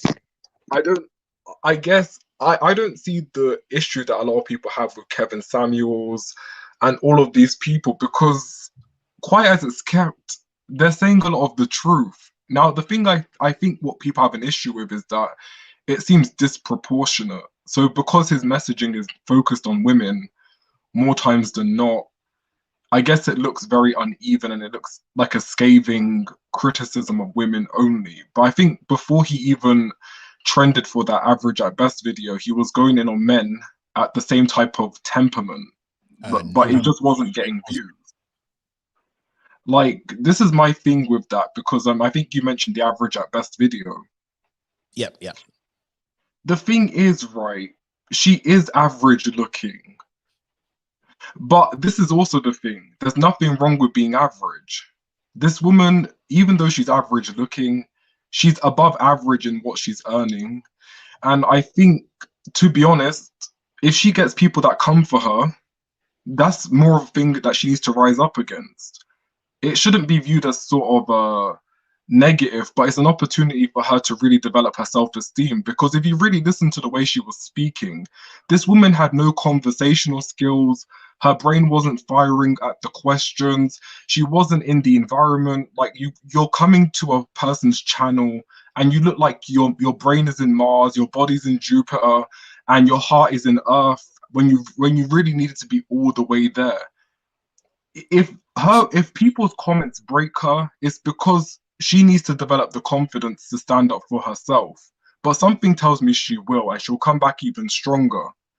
So why people would want to cancel Kevin Samuels for telling her the truth, I don't know. Well, I mean, it transcends that video. I suppose it's everything attached to it. But I hear what you're saying. I mean, let me ask you a question. What do you see? Do you feel the same way about Sinji? Would you say that Sinji, her message is pretty much the truth? I don't know if you watch her channel. I mean, I've heard about Cynthia G, and I guess I heard the bullet bag comment. I heard like a whole bunch of stuff. Like the thing is that both Cynthia G and Kevin Samuels have a similar disposition in that on their shows they have to be right. So they're just different representations of really the same energy. I don't watch Cynthia G. I just don't like some of her rhetoric. But if she wants to keep on going, she can, you know? And If that's what she wants. Yeah, and I agree. And this is why I stand on both of them. I don't agree with both of them on some of their rhetoric. Some things I agree, some things I don't. But I suppose what I've found is a lot of people who support KS would support the petition to get rid of Sinji because they don't like her rhetoric. Even though on the other side, Sinji supporters, which are majority female, they'll be the opposite. And both of them think they're all in the right. And now I'm just like, okay, fair enough then. So I'm just like, it's just, we have this viewpoint where both sides are always right. And you have the black males who are essentially saying, oh, all these women are like this. And this is an example by using, again, KS, Fresh and Fit. And it's the same type of women who come on these shows. And likewise with Sinji, she has her content, the type of males who call in. They all seem to be the same type of males, which confirm their analysis. And it's just like, so a lot of people, it's always interesting. But yeah, for me, I stand in this case of if you can't handle their opinions, me is just don't watch them. And definitely B, if you're going to call on the show, don't call in if you're going to get offended. That's kind of where I stand with it, especially at this stage. The only reason why I said about the average at best woman is because I think at that stage, she didn't really know what he was about. But now any woman who calls in, I kind of don't have any sympathy for him. That's how I stand with it. Yeah, like that's the thing. People do their research and they still make a consented they make a consented decision to come on these shows. Like it really is a consenting activity between multiple adults on a public forum. Like this is the thing, is that a lot of us as consumers, we live in the West and we see things on the streets that are beyond our wildest imaginations, but we don't feel compelled to cancel two people lip sync on the street or two people doing like some weird madness on the street. So I guess there's also this entitlement that we feel a need to sort of police other people who are really just two people having a conversation in public, which you guys opt in to listen to. Like, to me, I just don't see the big deal. I really don't see the big deal with these people. And in fact, like, I would actually advocate for them to do a little bit better. Like, if anything, the more people that try to cancel them, the more you're going to make them stronger. Like, I've been on YouTube for like just over a year, and I've become a stronger individual because of it. I've had people come for me too. I've had people make rumors about me too. Yeah, you can wallow in it for a little bit, but then sooner or later, you're not going to be fazed by it anymore. You make the decision to get up. The thing is, no one can cancel you, but you can cancel yourself. If you want to wallow in the pool because someone called you a name, that's your prerogative, but it's not on anybody else's time as to why you're a weak individual in the mind. Get yourself up and keep working. Well, I will say this to that. There's two things which I agree and disagree with. There are people who, I don't know how much of sort of attacks that you've received yourself personally, but other content creators, their jobs have been at jeopardy because of people coming after them. So a lot of times what happens is people come after you as not only your job, your family. I've heard situations where they've been, again, doxxed, their names, their jobs, their address. and we all know how crazy people are. People will pull up. So there are a lot of situations I've seen where it's easier said than done. Say dust yourself off. I think what we do have this view. What we talk about mental health is we have this view of, because I can do it and I've done it, you should be able to do it. Now, you're thinking in essence that should be true, but everyone reacts to things differently. Now, ultimately, if you're going to start a YouTube and you're going to say the things you're going to say, I'm going to say this: be ready, be prepared for the attacks. Be prepared for the attacks. You can't spew out what you're spewing, and then when you get attacked, and like mine, start crying. That I will definitely say. But there are limits that even some people, I'm like, wow, they've gone to their jobs. People can't get hired, and you can't just like dust it all off and say, oh well, just mental health. We're gonna go back again. Nah, you've messed with someone's livelihood. So I hear what you're saying in its concept, but there's situations where I'm telling you, well, it's a bit easier said than done. So it becomes much more difficult. That's why a lot of people think about it. A lot of people, even myself, we have our avatars, we have our pseudonym names, we have our usernames, because at the end of the day, we know, especially being on this space, because people are just crazy anyway, but we know the dangers of what happens if somebody knows your name, especially nowadays in this LinkedIn, Google. All it is a case of a social media search, and all of a sudden you've got, okay, that person, that person, that person, and before you know it, a lot of these things are just like, it affects your life, your actual life. So it's always interesting, but it can get crazy out here. Eunice, welcome to the stream. What's your viewpoints on this all? Good afternoon, guys. Hey, good evening. Hi. Hi. Yeah, in regards to the cancel culture and all that, I've saw it, start to kick off in the mid 2010s, or the mid 2010s, sort of like 2015 era, and eventually it was canceling racist people in the US, who are caught saying racist stuff or saying racially insensitive stuff, or calling the police on black people. The black little girl that was selling water in San Francisco, and it was like an overweight white woman who called the police and all that. It was like a video that came out about 5 years ago, 4 or 5 years ago. I can't remember that. I know there's been, for me, I've seen it way and before. there's a meme about her. I think Hamburger. I think her name was Hamburger or something like that. She was a mobile policewoman who called the police on that black little girl in San Francisco, but when she was like selling water and all that. No idea. Anyway, go ahead. Yeah, go ahead. But yeah, so cancel culture, to me, like it progressed from like it's like a social warrior type, phenomenon. I've witnessed it for the last 5-6 years, and it started off from exposing racist people. A person may have been accused of microaggression, racism, stuff like that, and it went to sexuality, transgenderism and stuff like that, and it became I'm going to get a tweet from 10 years ago or 12 years ago, and I'm going to expose somebody with that, and he's going to lose his job and all that.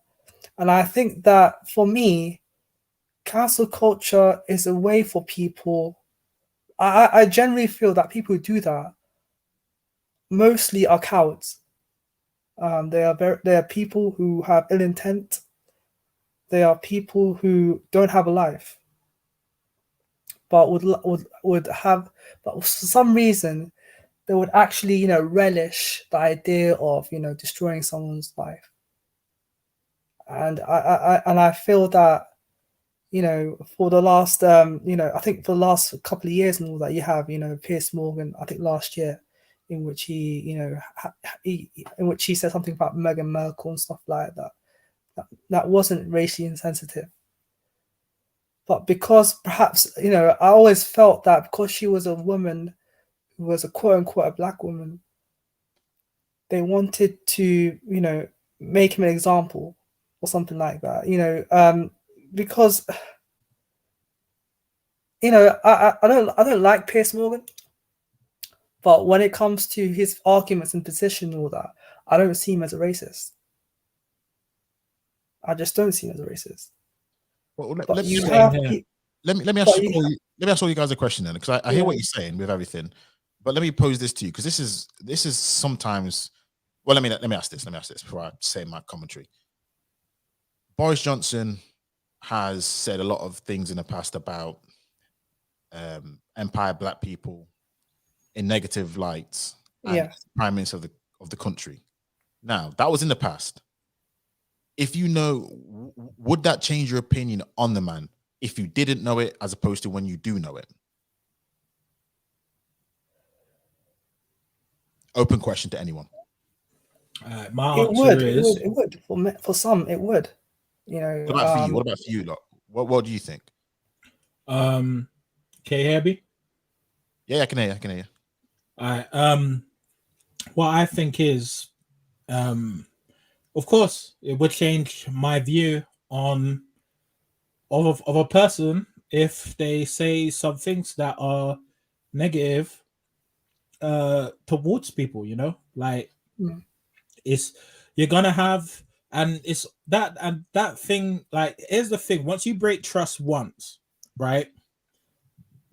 Even though people, you may forgive someone, or you accept their apology, you're gonna have that you're gonna have that, like, that lingering thought in the back of your head that they might do it again. Yeah. So it's like, once you broke a trust, it's hard to build it back completely, like 100%. You may get 80% or 85% of trust, not the full 100% that you would get at the beginning. My take on Boris is that he's just mixed. He's a mixed bag. There's certain things that I like about him, and there's certain things I don't like about him. I think he was a great mayor for London. If you actually look at what he did for London, if you look at the statistics, that some of the good things that, like, Boris Johnson did as a mayor, right, pales in comparison, like, is so much better than, say, Sadiq Khan right now, and Ken Livingstone. So it's like it's a mixed bag. That's just me, though.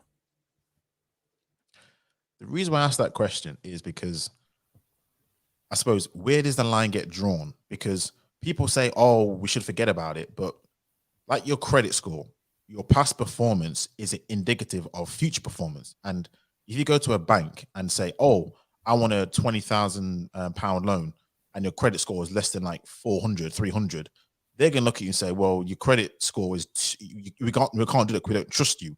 Yet you could say, "Well, that's in the past. Hold on a second. I'm a changed man." But then they're like, "Well, hold on a second. You have to prove it to me." So when we talk about cancel culture, I want to know, what is the line draw? Where does the line get drawn? Because we talk about content creators. Well, they say what they say. Why are you bothered? Yet and still, in this aspect, it's, oh well, hold on a second. This is different. So where does the line get drawn for you lot when it comes to canceling somebody? Is it Do enough you know power? what? Is it what they say? How they say it? What is the line? Do you know what I find quite interesting is that you have people, talking about, let's cancel Kevin Samuels and all that. But meanwhile, you got Cynthia G, before she was talking about, the anti-black male, agenda and all that, she was actually a racist. There's a petition in to cancel her as well, by the 2016, way. yeah, to we're talking cancel about her, back in so- 2016, 2015 era.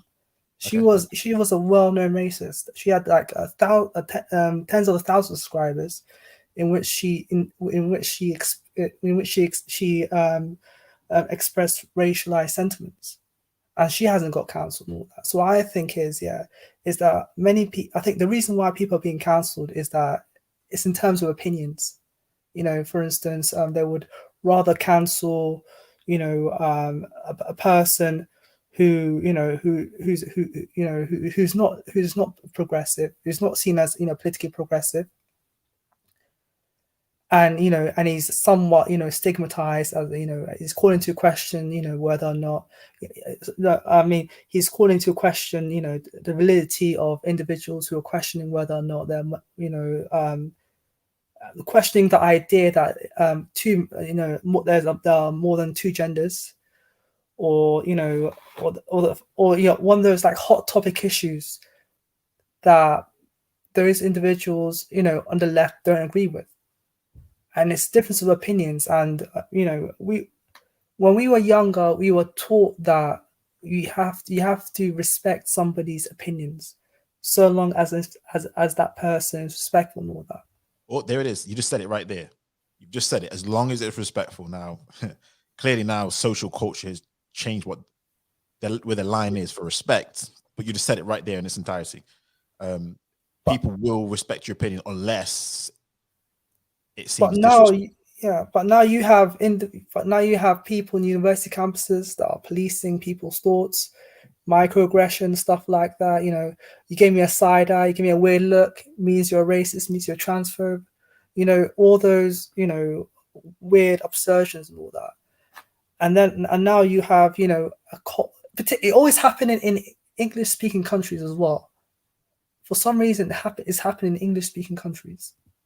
It's happening in the UK, it's happening in the US, probably happening in Canada, maybe it's happening in Australia and New Zealand. But for some reason, it's always happening in Anglo-speaking countries. I'm going to do a live stream later on this week, which covers the reason why. I mean, not in terms of an Anglophone, but it's going to cover the reason why a lot of these things, in my opinion, happen. So yeah, I hear what you're saying. I do hear And also, you have in Remembrance Day, you had you know, university students having that white poppy and all that. Yep. And I find it to be quite insane. You know, to be honest, I don't wear the red poppy and all that. You know, I should be wearing red poppy, but I don't know why. You know, I don't mind wearing a red poppy, anything like that. But the thing is, is that if you have somebody, it doesn't surprise me, to be honest. It wasn't, you know, an innocent gesture, the white poppy. It was a deliberate gesture, which was to undermine Remembrance Day. That's what I think. It was a way to undermine the traditions of this country. Okay. That's what it was to me. It wasn't freedom of speech. It wasn't, you know, paying tribute to, you know, stuff like that, or being, you know, as peace activists or something like that. It wasn't innocent at all. And a lot of people saw what it was, to be honest, and I saw it as well. You know, a person can't be cannot say, you know, we're going to put white, poppies in Remembrance Day and all that. That's just insane. It was done deliberately just to provoke people. No, I hear you. Mr. Uganda, you wanted to say something, I think, beforehand. Do you still want to say something on? Oh, and I was listening, but I've actually forgotten what the question was. So the original question kind of was, I was bringing in Boris Johnson and the limit that we have about cancel culture, because would you have seen Boris Johnson differently, knowing, well, first off, not knowing what he said about, you know, empire, you call like as pickaninnies and things like that, as to now you do know it. Do you have a difference of an opinion, and do you think cancel culture on situations like that, since he's the PM, that's kind of a worthwhile exercise, if you see what I'm saying? Well, okay, we're talking about exercise. We're talking about us, and this is assuming that, let's say, for example, I would want to cancel him. We're talking about a gaping mouth that yaps on versus someone who can exercise powers to mobilize a whole country. We're talking about someone who could guide a country into being into isolation for like the next 4 months, you know? So when people talk about the ability to cancel, I'm like, you know what? You have to measure the disparity in your strength. Between me and Boris Johnson, there's no parity over there. Like, this man clearly has more power, and no measly voice of mine is going to cancel him unless it sort of appeals to, you know, the deepest parts of human emotion. So let's say, for example, if such a person was to be clearly found sexually abusing a child on camera, you know, that's something that would motivate everyone to cancel him, and it would motivate everyone to sort of pile new laws to get him out of like his prime ministry, you know? I think the thing with cancel culture is that oftentimes it's ineffective because it's not supposed to be effective in canceling people. Like, that's why whenever you see people canceling others, it more or less seems like virtue signaling. And so that's the response people get. They get looked at as better because that's the response that they were after, like cause and effect.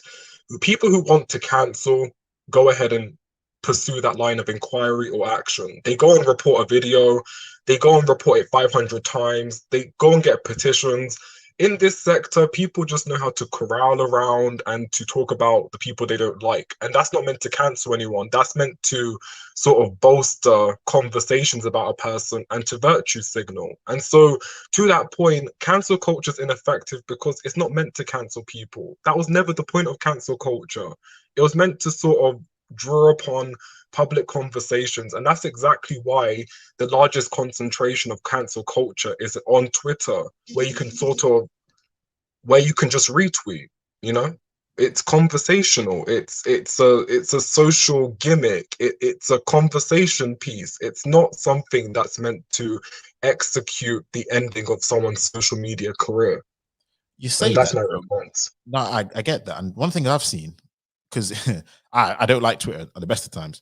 But for example, there's a lot of situations which, unbeknownst to me, have come from the back of random people on Twitter retweeting petitions. Because the state of play in the law is if there's a petition which exceeds over, I'm going to get, I want to say there's a quota. I want to say it's not 500,000. There's something where the parliament have to address it. So so when it comes down to, I suppose we don't really know the power that we have, and again, Twitter and all these kind of other places seem to be a staunch stench of just virtue signaling social justice warriors. But again, I've seen a lot of things. See if Sarah Everard, a lot of these things on Twitter, because it inflamed the tensions, it caused Parliament to speak on it. What's the other example that I've seen? Oh God, silly examples to really straightforward examples, but it just seems to be the voice of the people. Because I don't know if you know the French example of the Yellow Jackets, where they roots movements. Because the French protest, if it's a Wednesday, that's how much the French protest. If anyone knows anything about French culture, they protest just like every flipping day for anything. But it's because the people believe and the people buy into the fact of they have a right to be able to, we could say cancel, but to affect policies and affect procedures. So yeah, it's it's crazy. It's crazy. Oh, you're back now. Cool. Awesome. So next question, or this next thing I wanted to say about sort of cancel culture and whatnot is, do you see this as I probably know the answer is a progressive, or can this ever be progressive? Can this ever get to a stage now where it becomes not, we don't call it cancel culture, but like you were saying, Mr. Uganda, a conversational starter? Or will you just see this getting worse and worse and worse? I could see. Oh, you can go first. That's fine. Thanks. I see it getting worse because the reason why I say it's gonna get worse is, like, how can I really put it? Right, we're living in a world where a lot of people are very sensitive, right? You got all kinds of things being created, well, I won't be created, but all kinds of alternative lifestyles now. You got all kinds of social movements. People, we're now kind of getting into the layer of feelings matter more than facts and stats and whatever, right? And we could be getting into a dangerous territory where, let's just say, it's about what you feel is right instead of what is right? So, and cancel culture complements that, because, say for example, like, I'll give you an example, like Kevin Samuels. Even I don't co-sign Kevin Samuels. I don't really like his content like that. I understand why he exists, right? But it's like the average of best video, right? You know about the video. Yep. All right. So basically, even though, like, he was basically telling the woman in that video, you're average at best, and basically she's delusional, right? Just paraphrasing, right? Thinking that because of her circumstances, she could basically bag a guy that has money, status, and is basically the top whatever percentile male, right? Now, because feelings, in the mainly in the mainstream, right? In the mainstream, not so much as a whole of society. But sometimes you have different cliques, but it's coming more of that way of feelings, right? Once you get to that stage, that basically fuels the fire for more cancel culture. You understand? So unless we could get back to the factual, let's say, to the more evidence-based type of conversation, then cancel culture is just going to keep getting worse and worse. Okay, so may I have an opportunity to have my Yeah, go input ahead. there? I think feelings are fine, and have always been a part of critical thinking. In essence, whilst you were speaking, I was thinking of a type of dilemma in which I could represent this, and I think the one I'm about to say is going to be pretty apt. So, for example, you have someone who, let's say we're dealing with a young adult couple, and we're talking about ways in which they can avoid a pregnancy because it's not in their best, it's not in their priority. Now, there are several options to pick, We could say to them, you could either abstain from having sex, you could ask your boyfriend to wear a condom, you could ask the girlfriend to wear a condom, or you could just have an abortion. Now, the thing is that a lot of these make sense, but what we feel like is the right answer is ultimately what's guiding us to pick the answer. Even within critical thinking, people don't arrive at a decision unless they sort of appeal to that base foundational belief. So even though we have a variety of options to pick from with the one I just said, the person who values, for example, the sanctity of life or pro-life is going to not advocate for, let's say, contraception or abortion. They'll just be like, abstain from sex until you're ready to have kids, Whereas someone who's more, not even modern, but someone who doesn't really think that conception starts at an embryo stage or whatever the language is, they'll be like, do whatever you want. It's about what you feel, because there's so many logical options to choose from. It's about what you feel. People just have to make sure that when they feel things, they understand that other people aren't obligated to feel things, because we've all arrived at our decisions the same or differently. With the cancel culture, I don't have an issue with it. I just think that it's about perspective. So if I guess the content creator who's sort of at the receiving end of the pitchforks and the brooms and the eye poking, they're obviously going to feel like, oh no, like life is over, like they're all coming for me. But it's about you digging within yourself to find the strength to climb back. Things are transitory. It's about you understanding that the criticism you're getting now isn't what's going to be the thing in the next 10 years, unless you allow it to be. If you want it to define you for the rest of your life, that's your choice. But it just is what it is. Honestly, I think a lot of social media people are doing these content creators a huge favor, because a lot of these content creators are weak. I think they thought that they could come into YouTube or come into social spaces and say what they wanted to say. And when people come for them, they want to cry. But this is the real world. And so when, I guess, people are going to come back for you, even when you talk about things that you feel like are, for example, traditional, very entrenched in nature, these are things that are still conflicting with people's beliefs, because, knowledge and what's meant to be is contextual and environmental. If you weren't fed it as the truth, it's not your truth.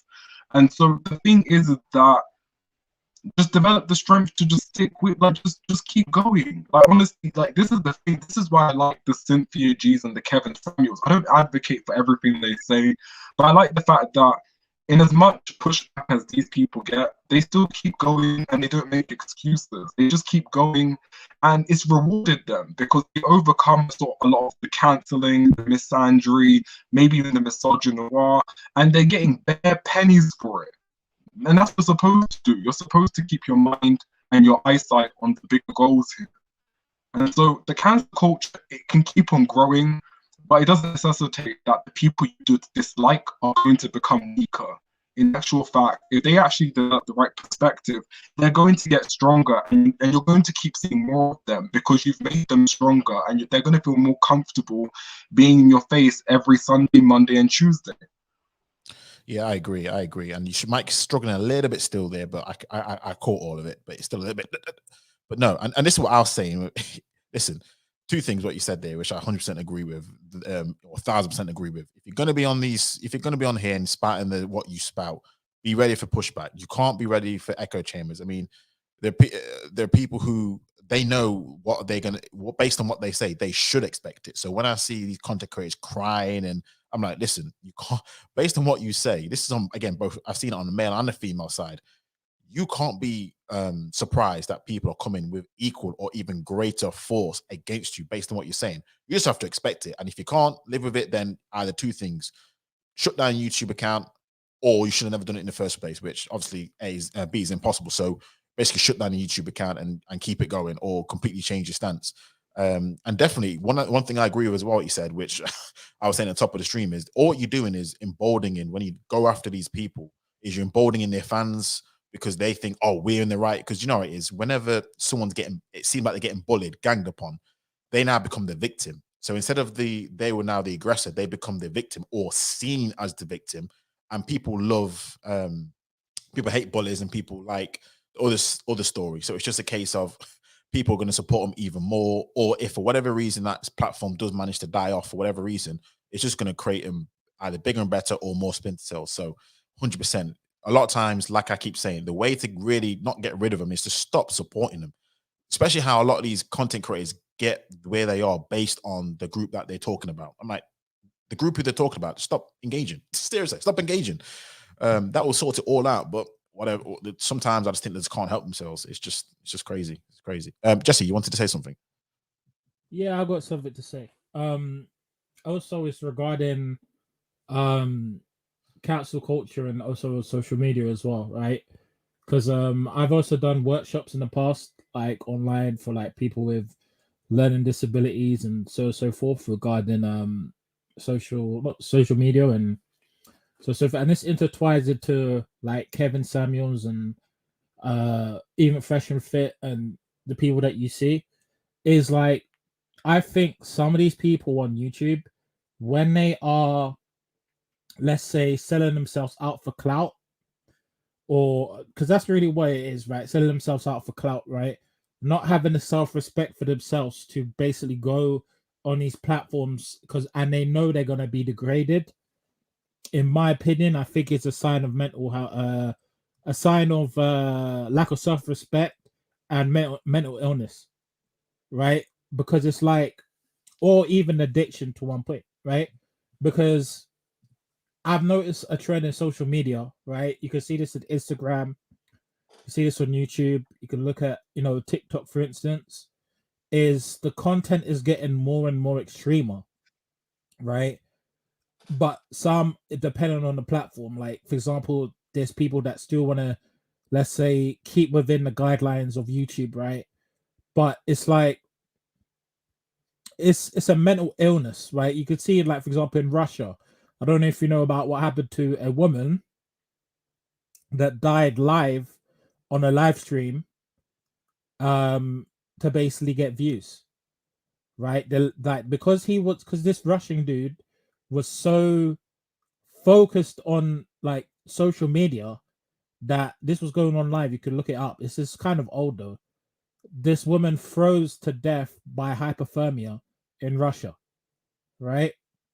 And what I'm starting to see, even the size of this in the, even the black sector, so forth, is really no one's really looking out for each other. It's like they're a slave to this basically a slave to the algorithm, or the people that are coming onto these platforms are basically trading out their morality and their principles and their values to get the views, to get the likes and the subscribers. For example, there was this one YouTuber, I'm not going to name any names, right, that was basically saying how he was on this live stream and he was talking about how he doesn't like the black manosphere, or the manosphere is full of shit and blah blah blah blah blah. He was basically shit talking them. But next thing you know, you see the same individual on the Fresh and Fit podcast, So I'm like, I can't really rock with people that don't really have, can't even keep hold of their real values and have self-respect for themselves.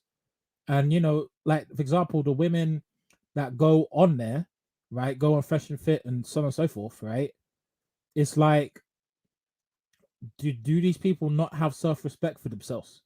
Do they not have the ability and, let's say, the talent to create a platform for themselves instead of trying to get clout off somebody else? And sometimes the question to that, I think, is no.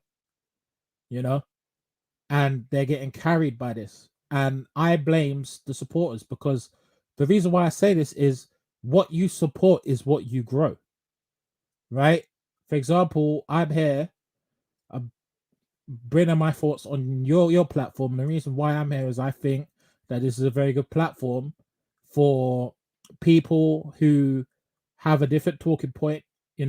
I know that there's a large black demographic in here also, right? But are starting to talk more on more constructive things. That's why I'm here. I left the Black Manosphere. I could talk about that another time, but it's like people ain't really, I'm just putting this blunt, people ain't really talking about important issues. Yeah, I mean, like, you look at the Manosphere, they're talking about, oh, we're gonna make you a man and we're gonna improve you as a man. When all I really see is entertainment, especially in the Black Manosphere. Black Manosphere is just entertainment.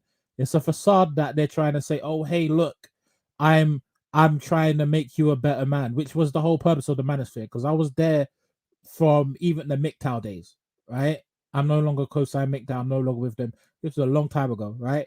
So it's like they're just, some of them are just walking contradictions and hypocrites. And that's why I can't really co-sign. This is why I can't watch like the usual suspects that are actually in this title for this live stream right now.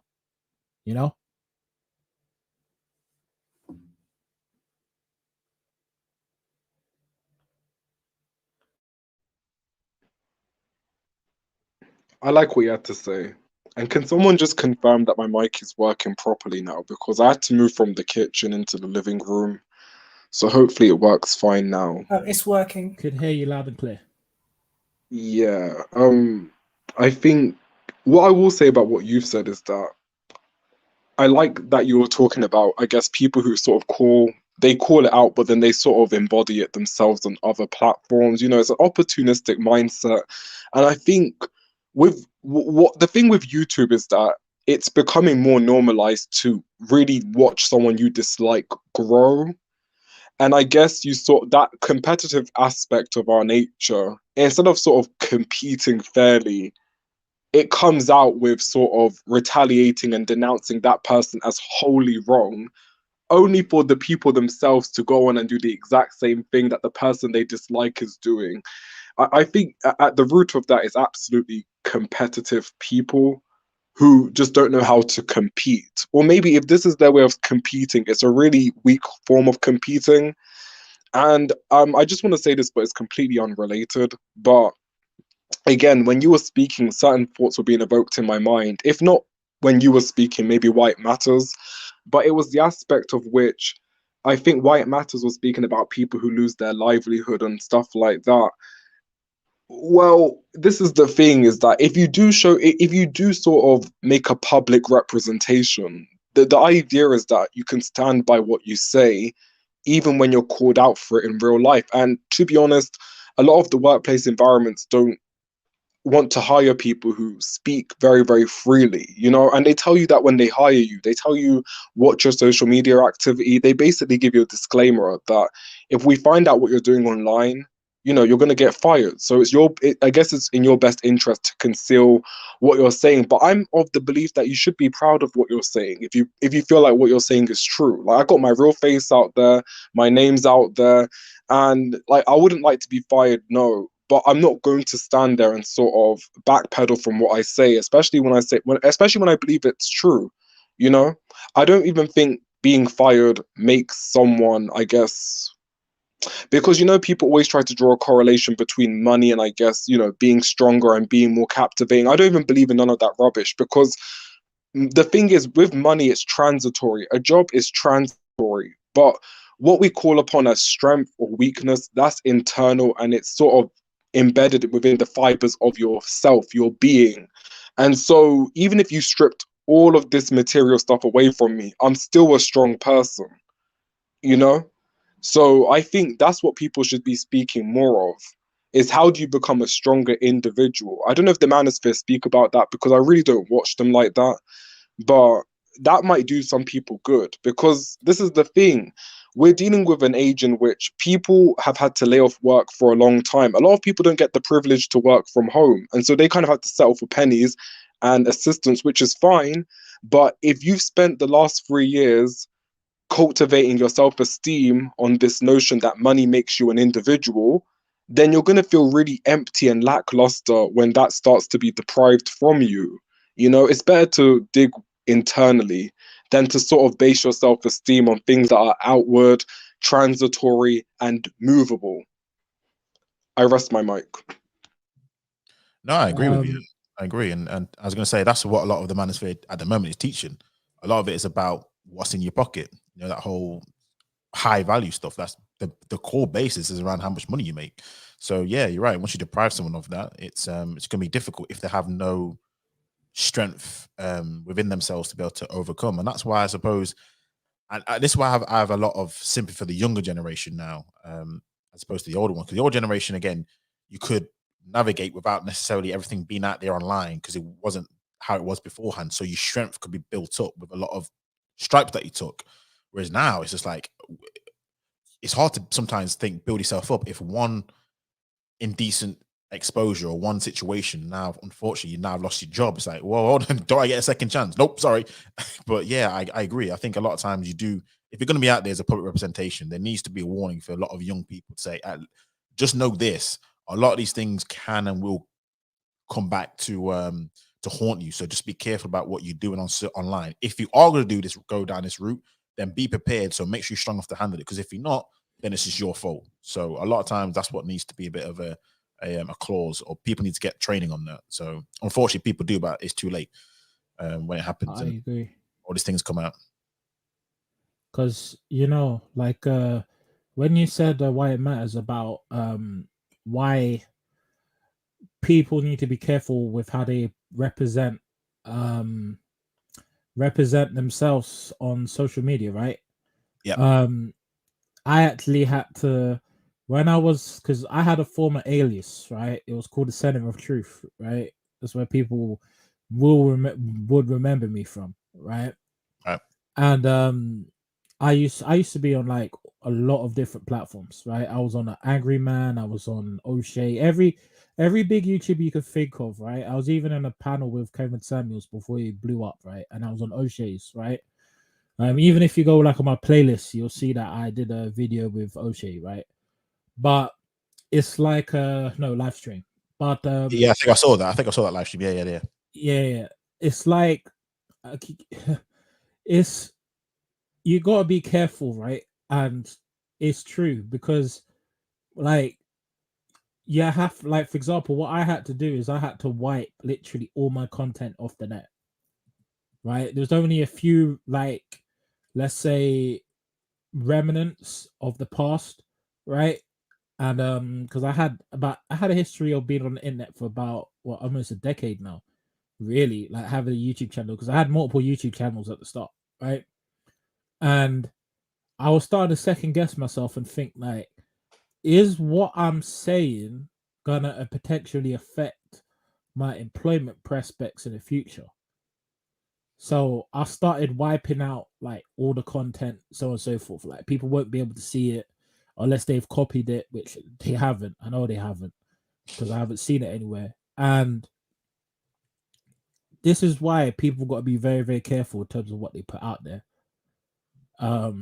Especially like, for example, like MGTOW, the movement MGTOW, right?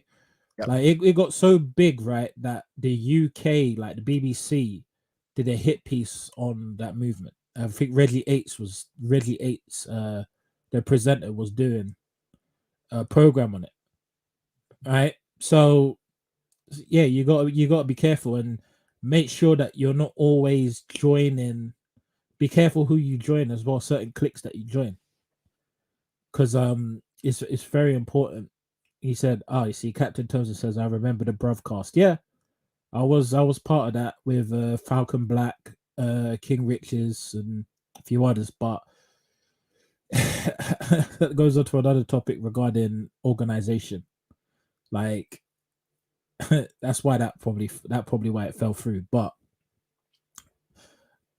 digressing anyway. But regarding all of these YouTubers, is I could only think of 2 YouTubers that the Manosphere actually makes into actually preaches what they actually are, right, in the UK, and that's probably a guy called, I don't know if you heard of Hamza. You heard of Hamza White Matters or Eunice? Hello, which Hamza? His name's just Hamza. That's what he is. He's just like an Asian guy, and he talks about self improvement and so forth. He basically red pill guy. And I was like, when I looked at how he does his content, that's what the embodiment of what a manosphere should really be. It's about how to be a man, how to improve yourself, so forth. Also, Falcon Black does that too as well. But it's like most of these manosphere commentators are not even what they not a lot of them don't preach what they say they preach, and it's a lot of misinformation and so on and so forth. For example, there was one point where the Black Manosphere was literally at a black woman bashing fest, basically. And it was like it was getting so tedious to the point where it was like you're not really improving anyone's life. Yeah, you may get the views, which will basically enrich your life, but you're not really helping anyone. Can I ask you a question, if you don't mind me asking, Jesse? Yeah, go on. You know, you said that, you know, something along the lines of, you know, people that express MGTOW sentiments, that they could potentially endanger their employment or the prospects of gaining employment in the future. But on the other hand, if you have a woman that talks about, women empowerment, something similar to MGTOW, you know, women go their own way and stuff like that, she's not going to have her employment endangered. Yeah, that's true. Do you think there's a sense of misandry? There's a sense of there's a cultural misandry. I agree. Yeah, there is cultural misandry. There's one book, right? I can't stress. If someone wants to really see how like things are so skewed, right? To men versus like women, right? In regards of like misandry, read a book called The Boy Crisis by Warren Farrell. Right? He was on trigonometry. Yeah, him. Right? I've got the book. Because and the sad thing is like, I'll give you an example, right? I went on Amazon and I looked for a book where it was how could women basically improve themselves if they come from a broken household or so on and so forth, right? There was a whole bunch of books, right? Now, I go on to Amazon and I search a book that I look for a book, did research on books in regards of how can a boy from a single parent household improve in his life. There was only one book, and that book was The Boy Crisis, right?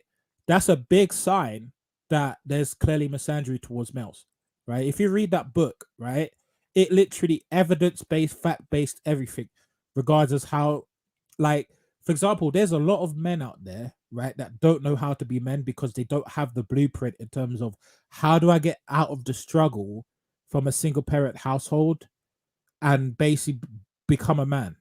Like, there's a lot of men out here that are like in their 30s or even in their mid 20s that haven't became men because they don't really have any guidance. And basically, as time goes on, they're just slowly destroying themselves, right? And that's what I find very, very concerning. And that's the double standard. There's like in Western society, there's a big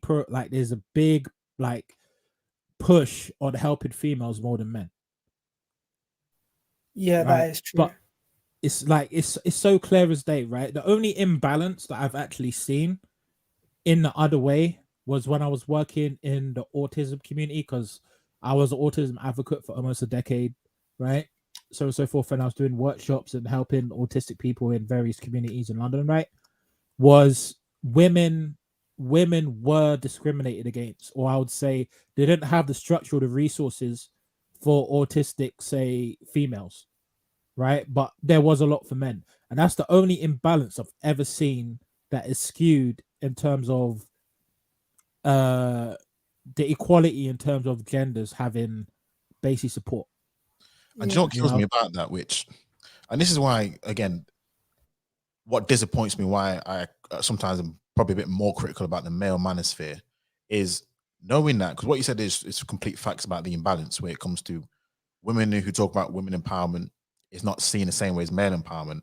And I think a lot of it is because what the men have decided to do is almost take the same blueprint as the women in terms of how they've gone about things. Because when a woman talks about women empowerment, they always talk about how, again, toxic masculinity is always at the behest of men, putting down men. And what men have done, what they have done is now, like I said, with the space, it's now become a bitch fest. They've wanted to become the male version of Oprah instead of becoming just a male building or a male improvement situation. So I because agree. of that fact, because the men haven't been built to be a blueprint to be a man, as you stated, what it should have been is that, but they've transcended themselves into the exact same thing they complain about on the women's side. So I'm like, well, double thing. You're gonna come across as a hate group, and then you're automatically gonna hinder the men that you said that you're trying to help, because all you're doing is bitching about women, and all you're doing is just creating this real estrogen filled, gossip led environment, when in actual fact it should be cultivating the next group of men who can arm themselves. And that's why I have my bit of complaints, because the social imbalance is there, and the men are dropping the ball. It's the men who are dropping the ball. Look, what else we want to say? Men control the society more than women. So the men haven't really cultivated themselves enough and said, you know what, there isn't a space for men. Forget what the women are saying. We need something for men. Men have sort of bitched down, laid down, and said, forget it. And this is why I'm just like, look, if there's imbalance there, us men we should be filling the gap. But what happens is it's just what you can see now. It's just that's Right. what kills me the most. And to add on to what you were saying as well is spot on. And this is what I was trying to create when I was in the Black Manosphere. I was trying to create a UK version of the Black Manosphere, right? This was before you even came on YouTube. It was called, I think it was going to be called, it was the Black People's Guide UK or something like that. Yeah, I remember that actually. I remember that. I remember you under that Black People's Guide UK. Yeah. Right. There you go. Now, people at first, the reaction wasn't nice, right? And this is why, like, the reaction was like, okay, it was growing well, it was going pretty quickly, right? And I was trying to market in a way where I wasn't trying to alienate anyone else. Like, I was speaking to my friends about it, and they were saying, oh, you should do one for everyone. But I'm like, there is one, well, technically for everyone, right? Everyone has their own cliques, right? The manosphere in general is technically white, right? Majority, right? So I was figured, hey, let me create a black version. And it was to talk about the issues and regarding what's going on in the black community, right? So forth. I thought, like, I don't think there's anything wrong with that, because why is it that in this country they are calling us black, and they're calling us, or they're trying to lump us all in a group of BAME, right? And then it's strange, right? But I didn't do it because eventually what I found out is other black YouTubers shut my shit down. They literally took my air, like they took my literally they just voted my channel down. It was a small channel, took it right down. Oh wow. Right. King Rich, I think it was King Rich's. I told King Rich's about this ages ago. This was like what time? And he said, oh snap, like he was shocked. So it's like, I think, in my opinion, that it's just there's this facade that they want improve, like black people in let's say this country wants improvement. I just think they want to be entertained and just have a bitch fest. I'm not trying to say that's all, right? Because I know a lot of people here that do have constructive like conversation, like, but you notice their channels are not as big. No, right? no. A Falcon Black isn't a big channel, but it's very valuable. Do you know what I'm saying? Like even a King Richards, for instance, some of the stuff he talks about is not just black, but specifically everyone is very valuable, right? A lot of these people, but they don't get the support, right? They focus more on the toxic stuff, you know. I already know I already know if I wanted to really, I suppose, sell out. That's what I'll call it. I already know what our title is. Like even the title of this video, I knew this would if I really tagged it properly, I knew this would get a hell of a lot more views just because of the topic in hand and how I would word it. So you're right. It's all about the toxicity of it as opposed to the constructive side of it. Because you look at the YouTubers who get the most airtime, and even what they say, it's the entertainment, the toxicity of it, and it really is. Let's be honest. Or the harshness of it, which gets the most amount of views, because it's I don't know. Maybe it just convicts people. Maybe it is what it is. I don't know. But yeah. And what cracks me up is some of the people that put on this facade that they want to change or they want to make the community better is literally their actions are contradictory, right? Let me explain why. You say, like, for example, they say, oh, they want things to improve, but you want to create a community. Oh, you want to improve the community. So why are you going to bring down black women, which is half of the community, right? And basically try and elevate the men or try to put the men in or even in an unbalanced or unbiased way, and then say that you want to improve it. The actions don't match. Like, my opinion, this is what I think some of these black YouTubers should do, right? Or, you know, that are complaining about women, just leave them alone. It's very simple. Same way with let them say what they want to say. You have your own corner and they have their own corner. Talk what they want to talk about. Just leave each other out of it. You know, because it's not helpful. It's not really helpful to anyone. You know, and it's a shame. And that's why I feel, in my opinion, that if trying to cancel someone just makes people grow, they just makes the channel grow bigger. That's all it does. Like, for example, I tell you this, give it a year or so, right? Derek Jackson is going to be bigger than ever, right? Kevin Samuel's going to be bigger than ever. I don't know about Derek Jackson though. I don't know about him. He seems to have I'll see. Let's pin this and let's see what happens in the next sort of 12 months. But I don't know about that one. But yeah, continue. Right. So, and clout grows channels very, very quick. Like when channels tend to have certain beefs, you're basically creating a forced or a negative collaboration. That's what you're basically doing. You're creating a collaboration, but in a negative and toxic way. And I've seen channels grow that way. Right? So that's really that. But yeah, it's a shame, but I think that, in my opinion, if you look also regarding like the manosphere, which is shocking when I was talking about the imbalance, is you have all this influence and it's being wasted on bullshit, basically. Very strong words and indeed. It's a shame. You got channels with 1 million subscribers. You got channels with six digit subscribers, right? And the influence they have could make things better for everyone in general, right? So that's the type of thing that's shocking, and this is why I say, look, those people, in my opinion, are the real sellouts. They say, they call the academics, they call the people that actually are rooted in facts, science, evidence to make a difference. Like, for example, this is a good example, right?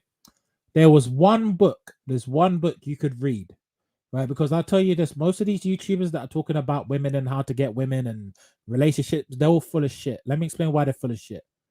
I don't see them in no relationships. I don't see them with no wives. And I don't see them with no families.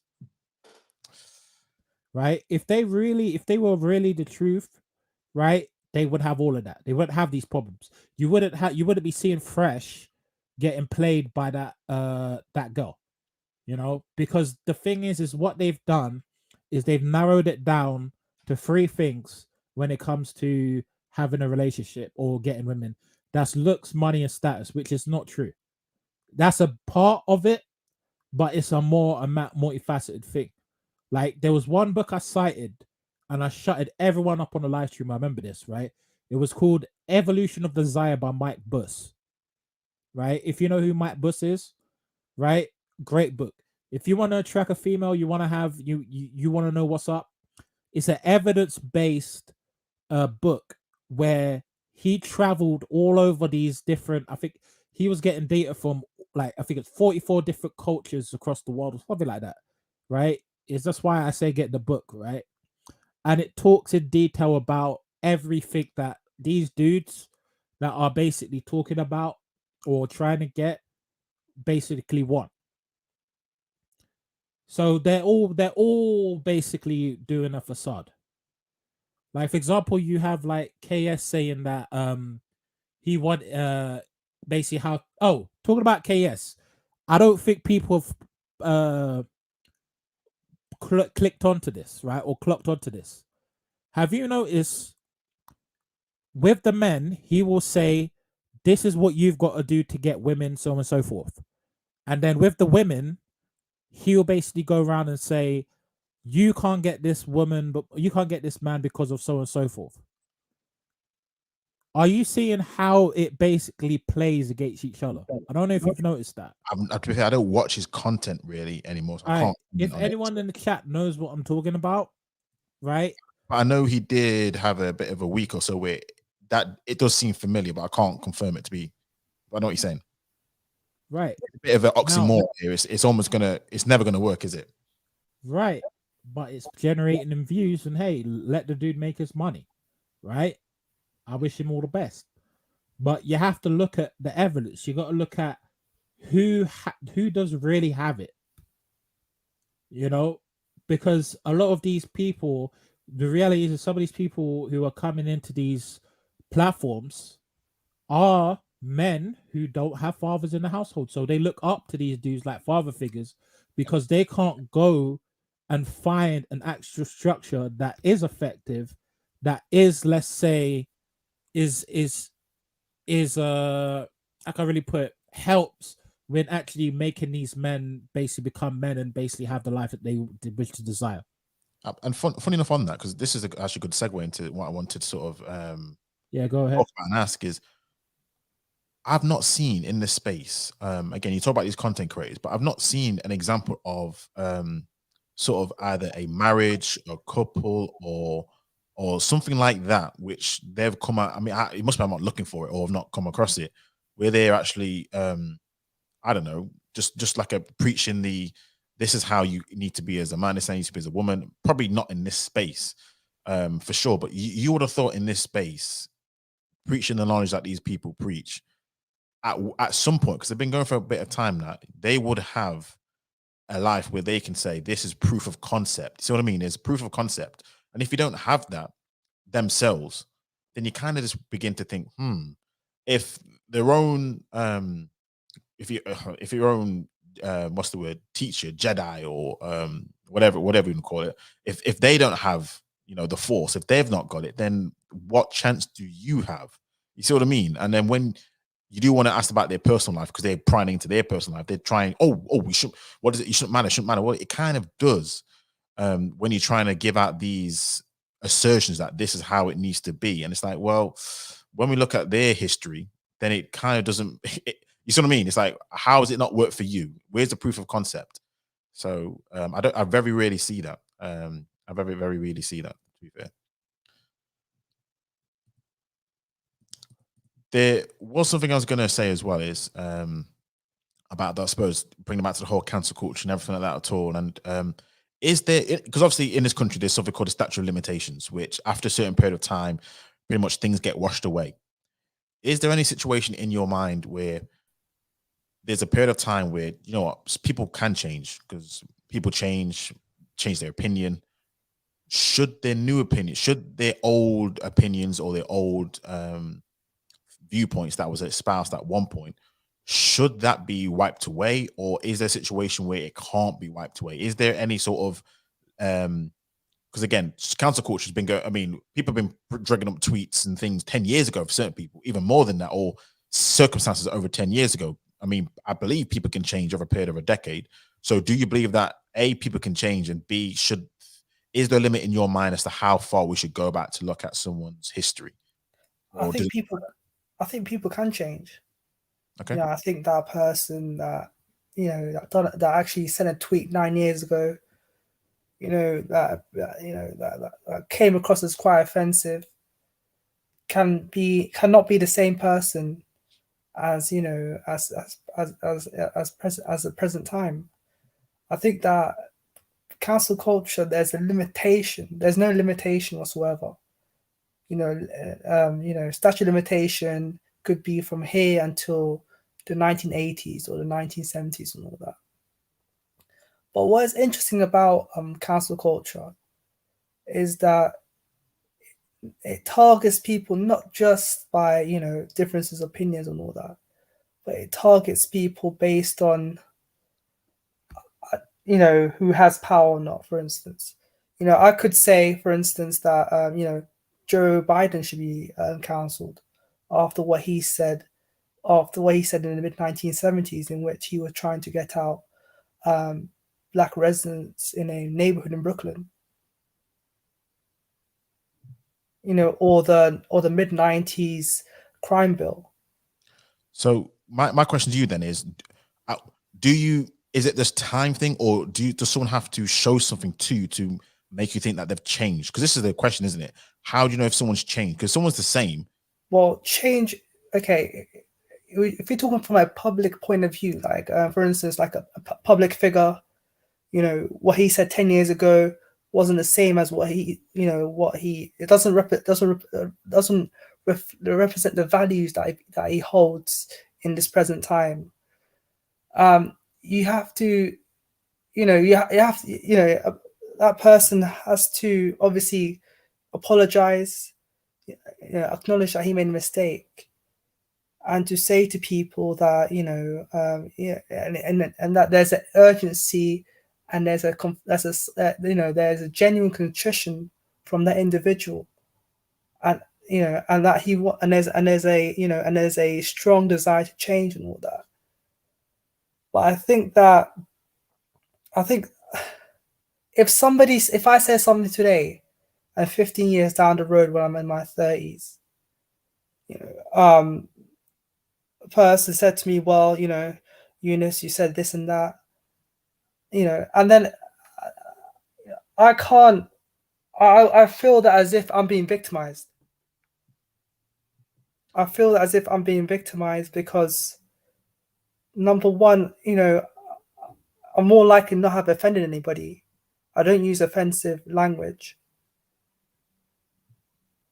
And that for people, my general concern is there are people out there that are designated to essentially ruin people's lives, and they don't care the cost of it. They don't believe in, apologizing is not going to solve anything. It's a religion for many people. It's a religion. And this is the thing, because what I want to know, know is a religious thing is a religious thing is usually consists of rituals and beliefs. The rituals and beliefs says that you have to make that person pay regardless. And for some reason, it's only convenient when it comes to certain individuals. So if they're very selective as well. So there's this. They don't go after powerful people. Oh, I don't know about that one. I don't know about that one. Well, selective powerful people. They don't go after that. For instance, like Joe Biden, or Boris Johnson, or.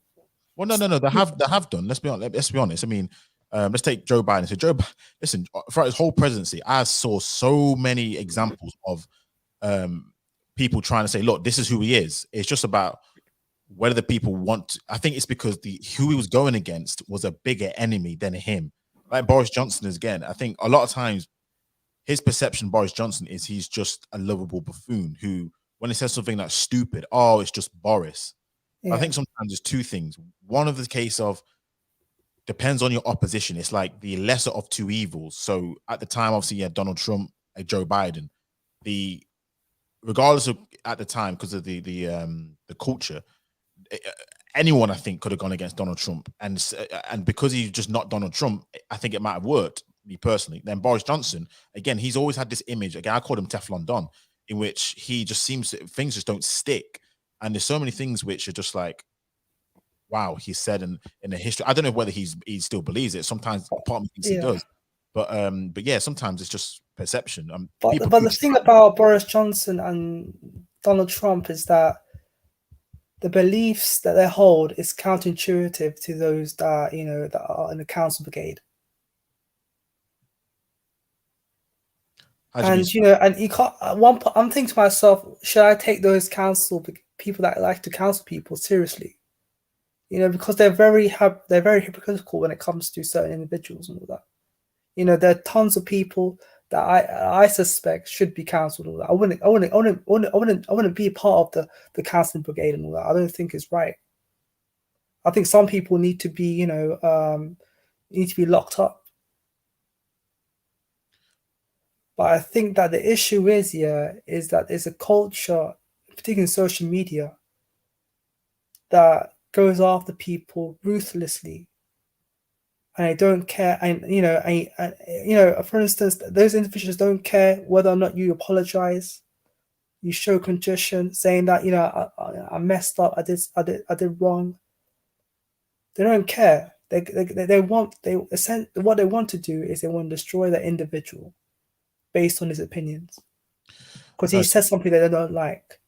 It's interesting because I'm sure you remember the case of, I think his name was the Yorkshire cricketer who came out, and I'm telling you, I think the whole cricket council in Yorkshire got disbanded and the whole setup was changed. Darren Goffey's now gone on board, the Yorkshire head coach, and this is all from situations that happened a long time ago. Now, funny enough, the reaction to it was massively different in how you had people, and I will say this, on the right, because it was reporting racist behavior. There are people on the right who were basically saying, "Oh, this was said a long time ago," and what they try and do on the right is they brought up his own anti-Semitism as a way of shutting him down, to try and say, "Oh, well, you said this about the Jews this time ago," to try and invalidate his pain. And but yeah, it is a case where they can be very, very ruthless and vicious. But again, they even apologize. I think I want to say some of the people who were accused of saying these remarks either said they don't remember it, or that's definitely not what it would meant, or even apologize if that was the case.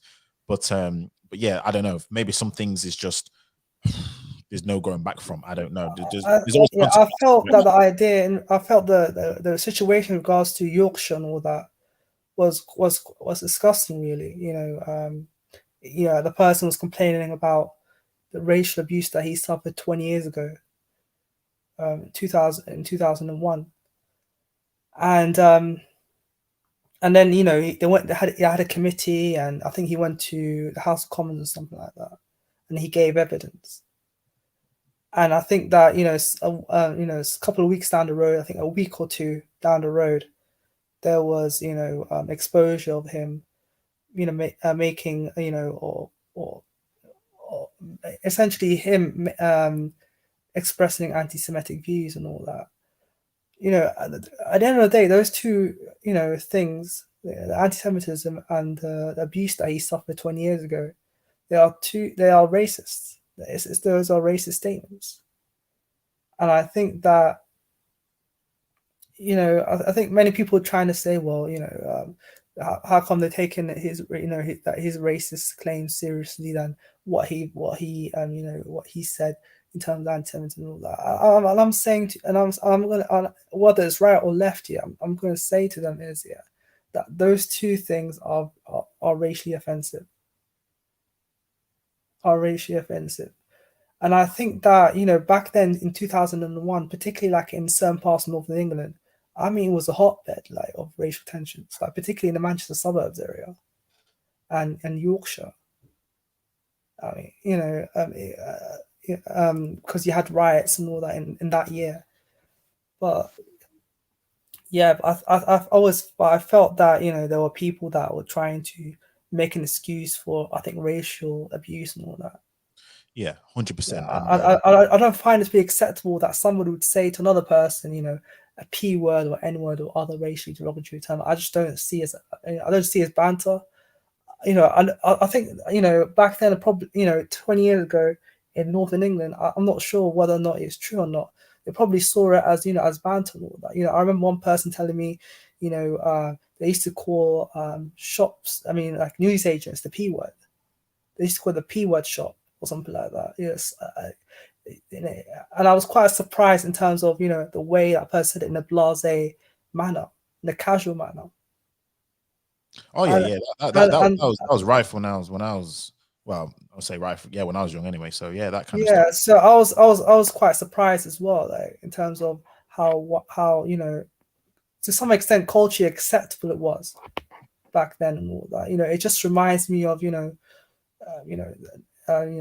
somebody from the East End or something like that saying that it's like it's just it was totally fucked up, to be honest. I just can't imagine how that person actually how he navigated through the whole process without getting the appropriate support through the whole process in terms of him being racially victimized in the change room and all that. It sounds to me it was a toxic culture there. But also what he said was also equally racist, and that he said something that was racially offensive to a certain demographic of this country. And do you know what kills me? Do you know what they was trying to do with that? What they was trying to do is offset his comments. That's what they was trying to do. They're Yeah. trying to say, like you said, I agree with you. I'm like this. Both are wrong, so both should be treated equally. But what they were Yeah. trying to do is say, well, because you said this against the Jews, basically shut down your case against everything and just back down. That's what a lot of the people were saying. Oh, you said this, you're a hypocrite. You can't say anything. I'm like, hold on. No. You get both of them. Because even he said it Exactly. himself. I said something that was wrong, and how that community or how that culture decides to handle me, that's on them, which is true. But what happens is people just try and use it to offset. Well, you said this, therefore don't say anything. It's just the culture, and that's what happens in this country. It's just it's just banter. That's always been a classic line. So yeah. It's very damaging when it comes to Yorkshire and all that.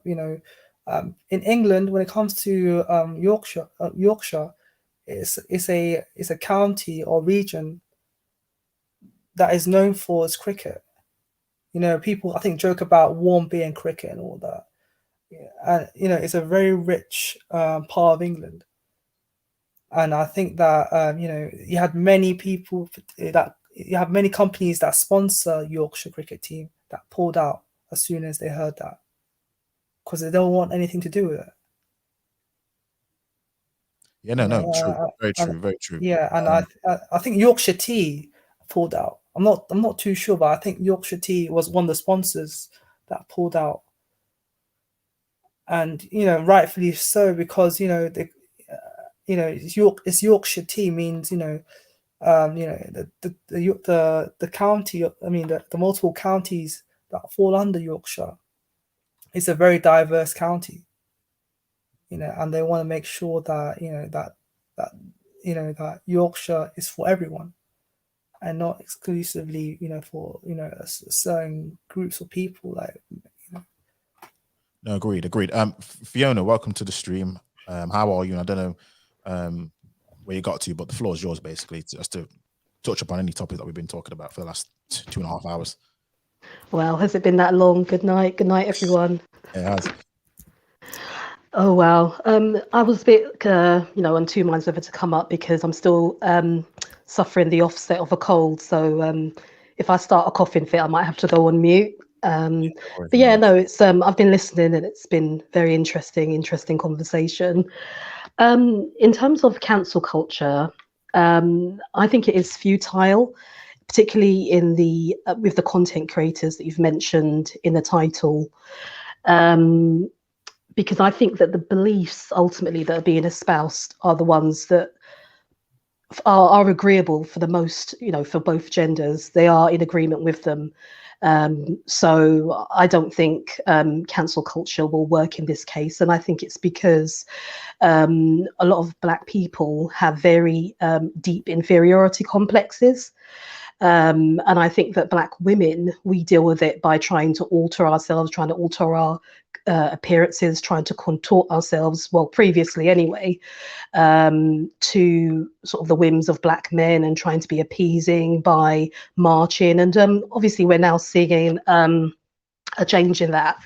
I think the way that Black men deal with it is that they try to ultimately exit the community by dating out or leaving, simply because they have no idea how to fix things. If we look at 2021, we've had like 31 or something young boys, young Black boys, or well, for the most part, young Black boys and young men who had their lives taken to violence. So I think ultimately the community is in such a state, no one knows what to do, so everyone's sort of handle it in their own way.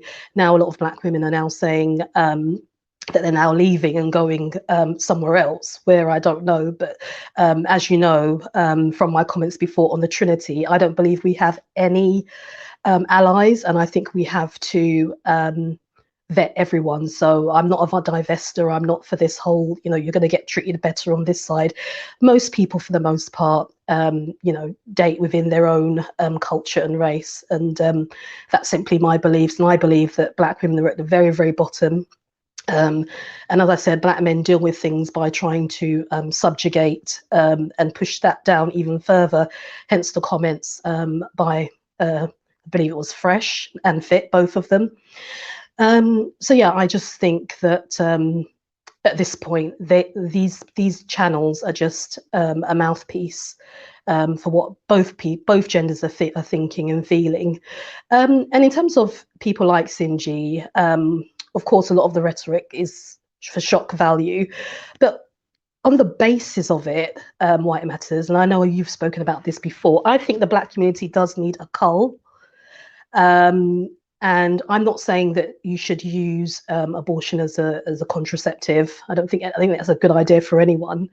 But I think there is some sense to what she says, and obviously, if you don't watch her, then you won't know what it is that she's espousing. But I just wanted your thoughts on that, because I know you've mentioned that previously in your streams as well, that there needs to be a cull, and it's not about us continuing on having loads and loads of children without seeing any improvement. It's about you know, quality over quantity. Yeah, just wanted to ask you about when you say cull. Just wanted your definition of that, because I think I heard it probably slightly differently than I think you probably intended it. You don't mean in a sense of genocide. I know you mentioned you don't mean importing Black babies, but sorry, No. What do you mean by cull? I think it's more kind of you know, I don't think we all need to have children. Okay. And I think, in my personal view, that the men that we have to choose from that are left, because all of the men that are of any caliber ultimately date out, in my opinion. And I think that whatever we have left to choose from is not necessarily the best. And then on top of that, there aren't enough sort of Black men, and we aren't all going to get married ultimately. So, and I don't think there's an issue with that. So, you know, if a lot of Black women choose, you know, not to have children and, you know, to kind of live a child-free life and things like that, I don't think there's an issue with that. And maybe it might help towards, you know, resolving all the issues in the community. I don't know. I actually agree. I mean, I think I've said this before, that in a perfect world, you want all kind of the dysfunctional men and women to really partner up and leave the good Black men and Black women to be able to, if they can do. Obviously, there's type, there's age range, culture range, all this kind of other stuff. But in a perfect world, yeah, I think not everyone is going to have kids. Not everyone's going to get married. Sometimes I think, judging by what the stats aren't as bad as what I've in terms of single parent rates and things as it seems to be now. The child pregnancies come down as a whole. So there used to be a massive thing about yes, it has. So there are things which has happened over time, which has probably helped a lot of things in terms of the culling. So yes, I think Mm. quality over quantity, which it will cause a bit of a so I think even the Caribbean community, I need to pull this up, but in terms of marriages, we're not getting as married as much. And No, in fact, I was it's a listening lot of on another panel, and in Jamaica, for example, they're now putting into place legal laws for people that are just cohabitating yeah, because the marriage rate is so low. And the government has recognised that people are living together, or common law, husband and wife without that. And there is actually now a law that they've put in place to address that. Can I yeah, yeah, interject? yeah. Yeah, go ahead, Jesse. Go ahead. Yeah, what Fiona, a lot of things what Fiona is saying makes a lot of sense. A very different Fiona from what I see from King Rich's, but I like this version of Fiona. Well, I think it's a What's different environment, isn't it? I think it's quite yeah, cutthroat over there. yeah, I agree. I noticed that. That's why I prefer hair. I like hair a lot. Um, in regards of what you're saying, Fiona is spot on. Um, not everyone needs to have children, and this is one of the big problems that is happening in the community is people are having children when they're not financially secure, when they haven't built themselves up to on a level that they feel they can be a capable parent. I've seen this because I've worked in youth clubs, I've seen teenage pregnancies, I've seen a whole bunch of stuff through my experience in London, working through various communities, not just black community, Asian, black, whatever, Asian, black, white, whatever, right? So you're definitely spot on that. And not everyone needs to have children. I agree. And we need to focus on quality more than quantity, right? And what I with the relationships between black men and black women, like I already know what the cause is because of that is we haven't been taught how to have healthy relationships, from because most of us are come from dysfunctional households. So if we don't see functional families, we don't see functional relationships, having children out of wedlock, unmarried, so on and so forth, then the next generation come up don't have the blueprint to have strong, stable family units, right? So it's like what she's saying is spot on, and it's like, how can I really put it?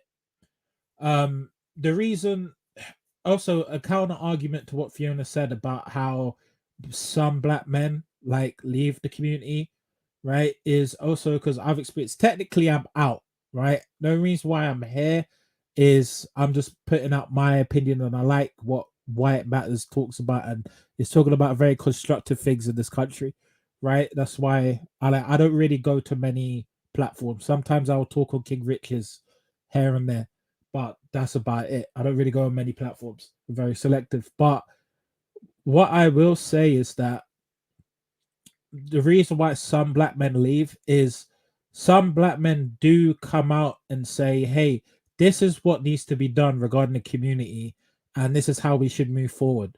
But unfortunately, because there is some black men, I could put myself in that category because I've experienced it myself, is if they point out negative aspects with evidence and facts regarding the black community, those men get ostracized out, right? I've experienced it myself. I could talk about it all day, right? From threats to being lied on to being called names, all of these type of things for simply pointing out these are the issues and this is what you can do about it.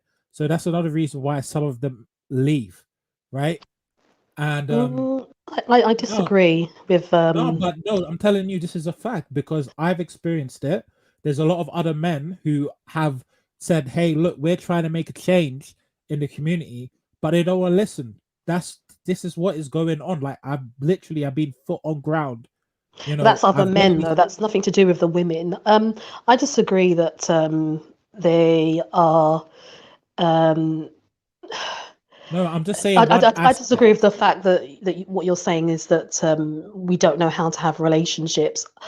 I actually think it's a cultural thing on the men's side. I think that there's this fear of losing all of your I don't know, number one, being tied down to one person for life, losing all of your wealth and all of these sort of talking points, and being the forever bachelor, this sort of Peter Pan syndrome. I think that's more of it. And just taking a cue from other men within the community who haven't done the right thing, and those other men not challenging, but instead encouraging them to be a gallus, is what we call them in the West Indies. Yeah, I know that. And just not, and just not asking them to take, to do the right thing. As I was just saying to White Matters about the new law that's been brought in Jamaica. I mean, why is there a need for that? Because people aren't getting married, and that's a black country. This guy, Fresh, I'm embarrassed to say he's from Barbados. Yeah, it's one of you. Yep. And I was on another panel with another content creator who said to me, well, you're in a white country, and and this guy presumably was born in a predominantly black country, and he still has these these viewpoints. It's shocking. So is that really the case? Is it really a case of the country, or is it just a case that this is the collective of black men and this is their mindset? And fair dues, it might be that they are just more attracted to white women, and that's fine. Some of them who are I don't know, facially challenged. In some cases, when you do mate outside your race, your children come out beautiful. It's not always the case, but I have seen it where it does happen. I've had multiracial friends and I've met their parents, and I'm thinking, you don't look like either of these people. You've actually hit the jackpot. So, I mean, it could be sort of, part of that as well. So it's a bit of both. It's probably a culmination of things, but I certainly think that the whole idea that I definitely think that black women do want to get married, do want to be in monogamous relationships.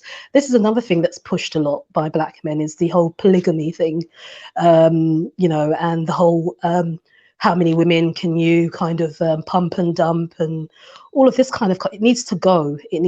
But it seems like, the black male collective wants to hold on to these ideals. I'm not quite sure why. It's not working. Yeah, go ahead. Explain why. Right. All right. So, right, what you're saying is, I agree to an extent, right? Now, what I mean by healthy relationships is talking about the dynamics of healthy relationships, right? The numbers don't reflect healthy relationships. Like, people not having, like, we're having children out of wedlock, right? Record numbers. I think it's like, what, 63%, right? In the Caribbean, right? White Matters, Caribbean people in the UK. Sorry, say again. Sorry. Of fatherless or single parent households. Oh, you're gonna. I'm not too sure. So, I think it's about 63%. I know the Latin Caribbean community. They always talk about Latin. I researched that's like 78% for a lot of these Latin countries. So, I know it's heavily high. Right. So it's like we know how to have relationships, but we don't know how to have healthy relationships. Because you could see it on YouTube, right? You could see it on YouTube. You could see it. You could go in like the households, because I've actually had like hands down, like foot on the ground experience. I've been in these households, right? I've done youth work. I've done this for almost a decade, right? And I'm always constantly seeing a constant recurring theme of, it's either domestic abuse, violence, and I'm talking about on both ends. I'm saying it's both men and women have a part to play in this. I'm not trying to point fingers and say, oh, hey, it's just the black woman. No, I'm saying it's both. I think it's both of us in terms of black men and black women. The generation before didn't really give us the blueprint in terms of, hey, this is how you treat so and so, because the families are not functional, right? Like, it shows in other social economic factors, for example, wealth. Like, if you don't have a strong family unit, you can't build wealth. It's very difficult to build wealth. Like, some people do achieve it. Like, for example, Stephen Bartlett did it. And he came from Botswana, from a really dysfunctional like family. But that's an outlier. Like, that's not. Can I just make a point? Yeah, go on. I think that I think it's more so black men than women. I'm going to be completely honest with you. Fair I'm enough. not going to sit here and pretend that I think it's a 50-50 issue. For example, I will use a celebrity because we all know who they are. So, for example, people like the guy that married Jeannie Mai, young Jeezy. Is it Jeezy? I think that's his name. Yeah. So, for example, he had relationships previously with black women, he's had children, but all of a sudden he's with another race and he automatically knows what the right thing is and what the right thing is he must do. Now, pray tell me, what situation has changed other than the race of the woman?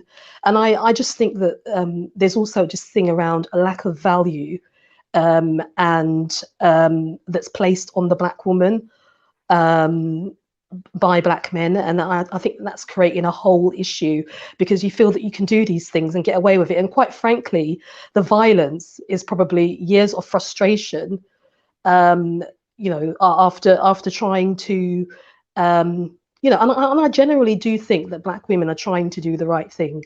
But I just think I that think so too. and I just think that it's this mentality of a culture that's just, just repeating itself over and over again. But somehow you manage to go to another community, and then therein what to do. You're a Dr. Dre. You've abused women, black women. You've beat them up. You've done this and that. Then all of a sudden you've gone to another side, and then all of a sudden, oh, the right thing to do. You know that you're supposed to get married. Why is that? What was the All right, shift I'll explain in your why. I'll brain explain between why. those two situations? I'll explain why. Right. I spoke about this previously with you, why it matters, right? Before Fiona was here, right? The reason why is because in not all, but the black community as a whole doesn't have much power, right? I did mention this previously. I think you do remember when I said this, right? Now, here's the thing: people respect power, right? Unfortunately, this is the truth. For example, if Dr. Dre abused a black woman, right? There's no really any power structure to really support her. But now, if he tried that stuff in, say, a white community or a Jewish community, or even an Asian or Muslim majority community, right? He knows he's gonna face some serious ramifications. Let's not play around here. Do you know what I mean? So that's why I think he had that brain shift. That's really my answer to that. Like, Yeah, and I just think that those two are just an example of the collective. You think that you can do whatever you want, as you said, to black women and get away with it because, quite frankly, as I said, we are living in a trinity. We do not have any support. It's about what side we want to jump to. Um, you know, we just need to. I really don't know what we're going to do, to be quite frank with you. But to me, that just shows the respect and the how people view us and how people view us even in our own communities. And it's I don't know what we can do to change that. I don't think there is anything we can do, to be quite frank with you. well, that's a very bleak way to see things, but you're just being truthful, and I understand that. But yeah, it's difficult, but it's like I think, in my opinion, I think we need to work on having healthier relationships, more education on healthier relationships, in my opinion, with both genders, and have workshops to support like both people in regards to the problems that they do have, because we talk about community, but community is nothing without the black woman and the black man, right? And it's not helpful when you got black men bashing black women and vice versa. It doesn't help. It just makes things worse. You understand what I'm saying? I'm not saying you are Well, doing that. from what I can see, they say that on Oprah and all these other shows, I think what Oprah and all those other shows were doing, we were trying to address the things that we're talking about now. And as I said when I came onto the stream, it was that black women were trying to contort themselves. Black women were saying, "Oh, what's happening? Why are all black women single? Why are why are there fatherless homes?" All the same issues that we're addressing now. We're actually trying to see if there was anything that could be done, but now it's gone the complete opposite way, and now we're both enemies. And quite frankly, I think it does bleed into normal day life. When I see black guys on the street, they ignore me, I ignore them. I think on site we don't particularly like each other.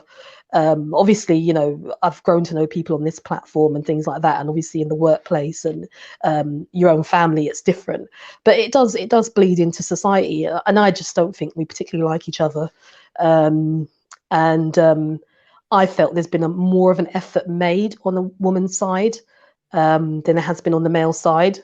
I just think that the whole outrage on aborting black boys and the whole divesting element of it is simply because we're wanted around for bed sport and to have children to continue this stupid cycle of nonsense.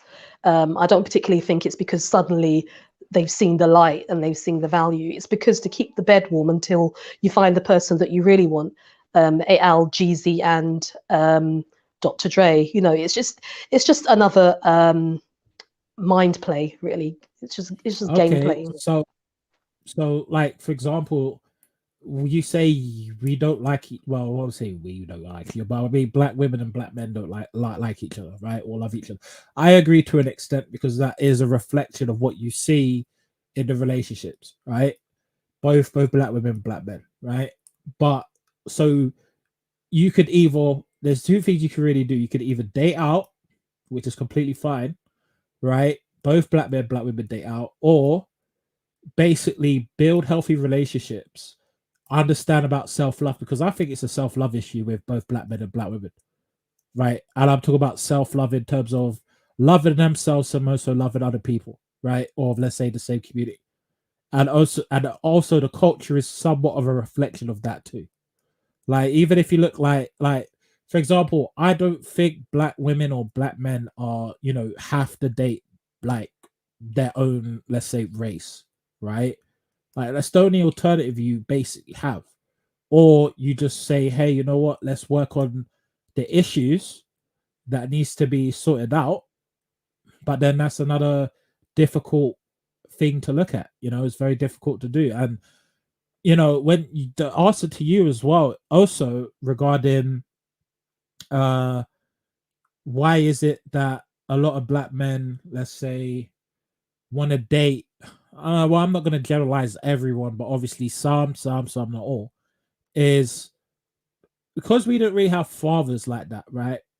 We had to learn, or basically freestyle through life to become better men, right? And then when that is happening, there's a time or a time delay in development, right? So you may have a 30-year-old acting like a 20-year-old because they had to catch up to, let's say, the other peers, because they didn't have the resources or they didn't have the father figure and the guidance to be a man.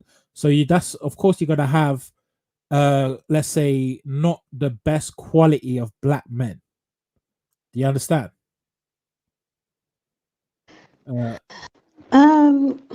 Yeah, to some extent. Right. So yeah. The thing is because that's the case, yeah, black men are going to have this Peter Pan syndrome, because some of these men, if they don't have fathers and so forth, right, they're not going to be able to have guidance in terms of how to navigate with a woman, right?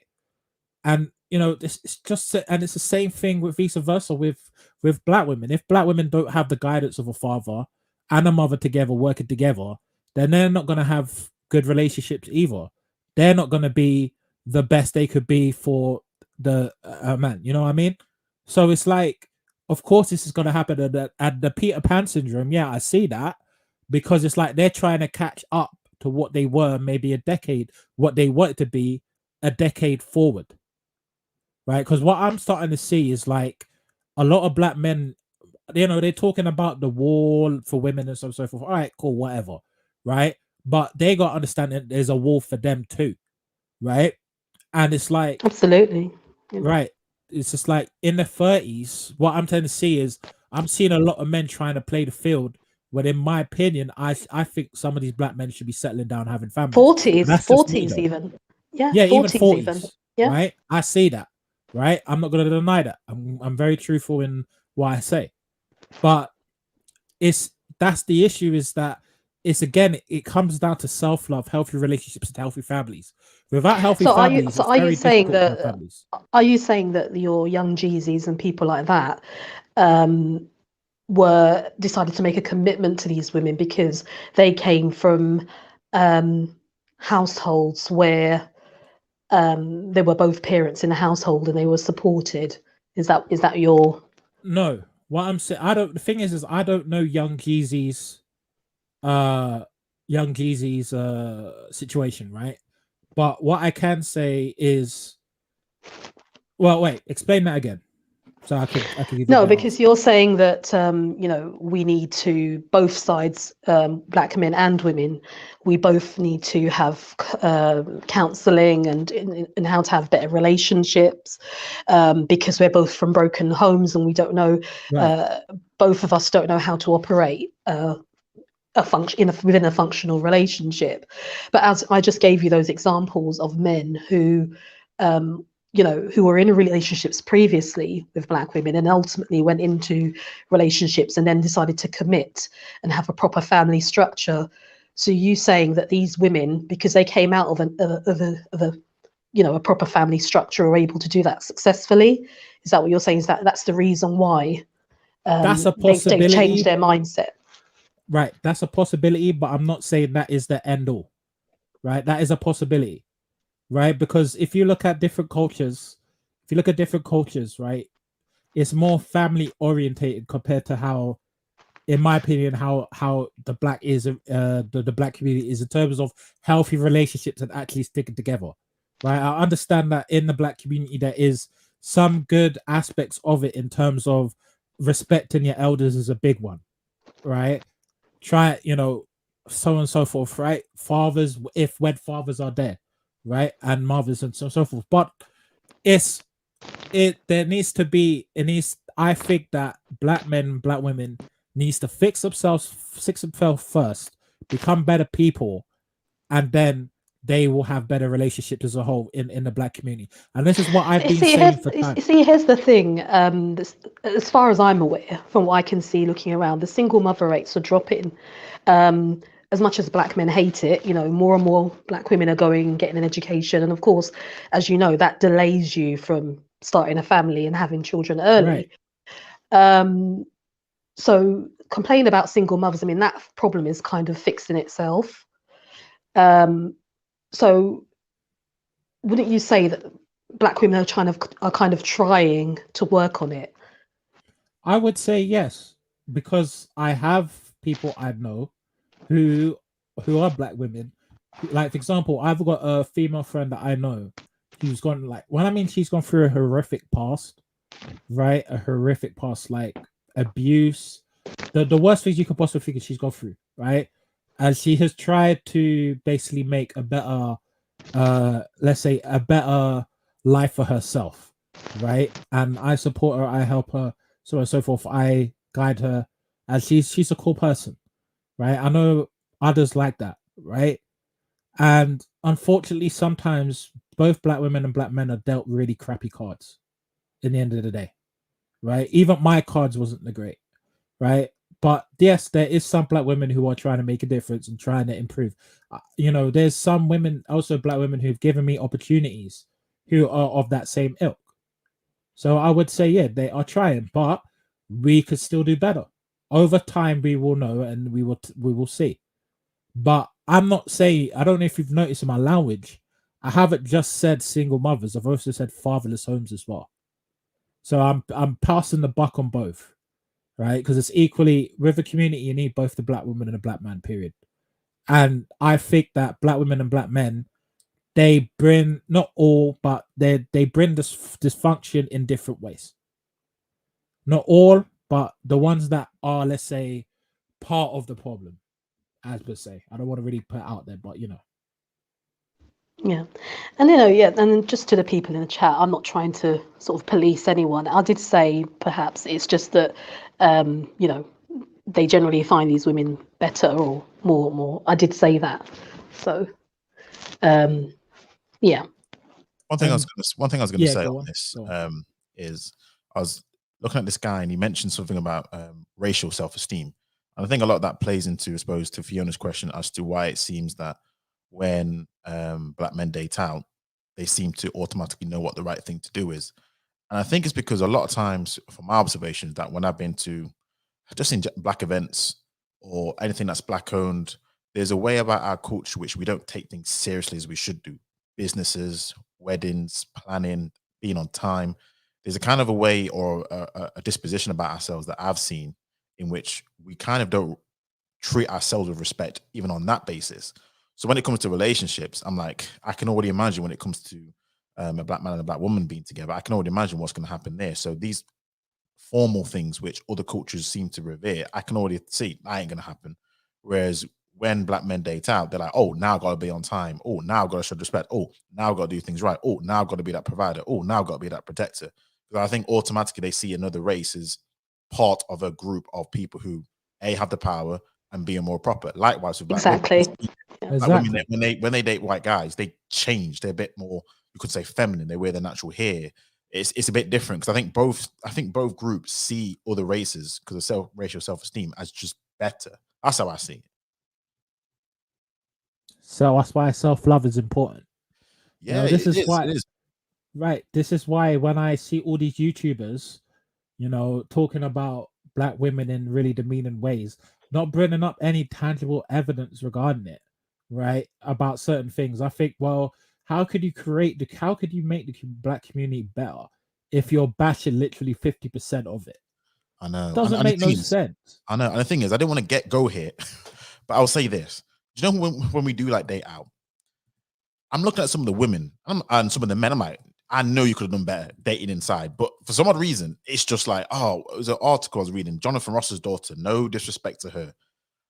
You type in Google and you type in who she's seeing, and it's a black guy. And I'm thinking to myself, I guarantee if that was a black woman, yeah, no chance, no chance. But for some odd reason, again, people say this, and I remember a white friend of mine when I was younger used to say this. And I was like, no, that's not true. It's like, oh yeah, black men love fat white women. It's like, no, that's not true. That's not true. And I'm like, hold on a second. There's a little bit of truth to some of that, but I don't know if it's because again, we know that when we date out, we're gonna have to low hanging fruit. We're gonna have to get that piece, but we seem to uplift it like it's some sort of treasure. I'm not saying it's all, you know what I mean, but I'm just comparison. It's like, can't you date a white woman, a white guy that is gonna be like by the white collective or non-black collective? Come on now.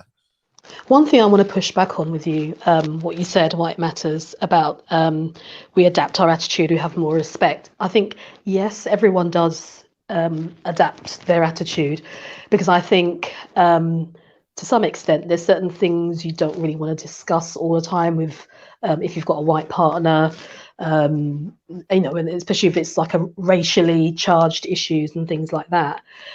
But you saying that wearing natural hair, I mean, to me, that's more like a sort of positive change, and that's more kind of embracing yourself, because the other person doesn't really care about that type of thing, and that means you probably have less of a complex, but then you kind of at the same time you kind of have to inhibit yourself, and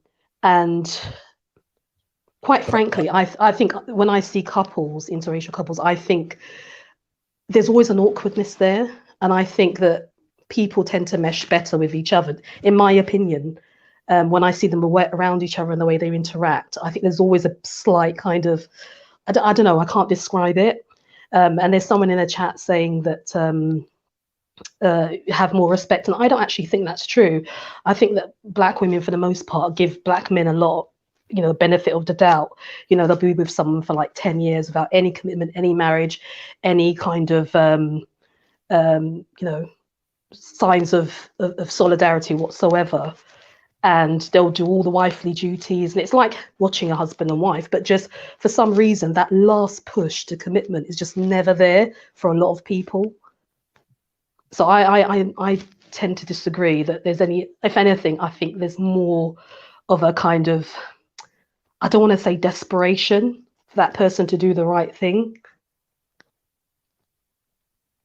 Okay, I mean, one thing I was going to say, do you think it's more, I suppose to his comment is, do you think it's more a case of we put up with each other, but when we say respect, it's more of a deference to white people?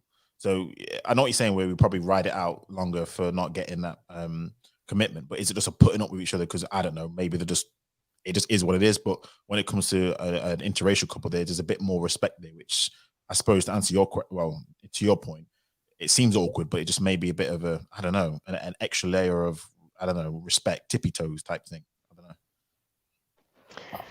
know.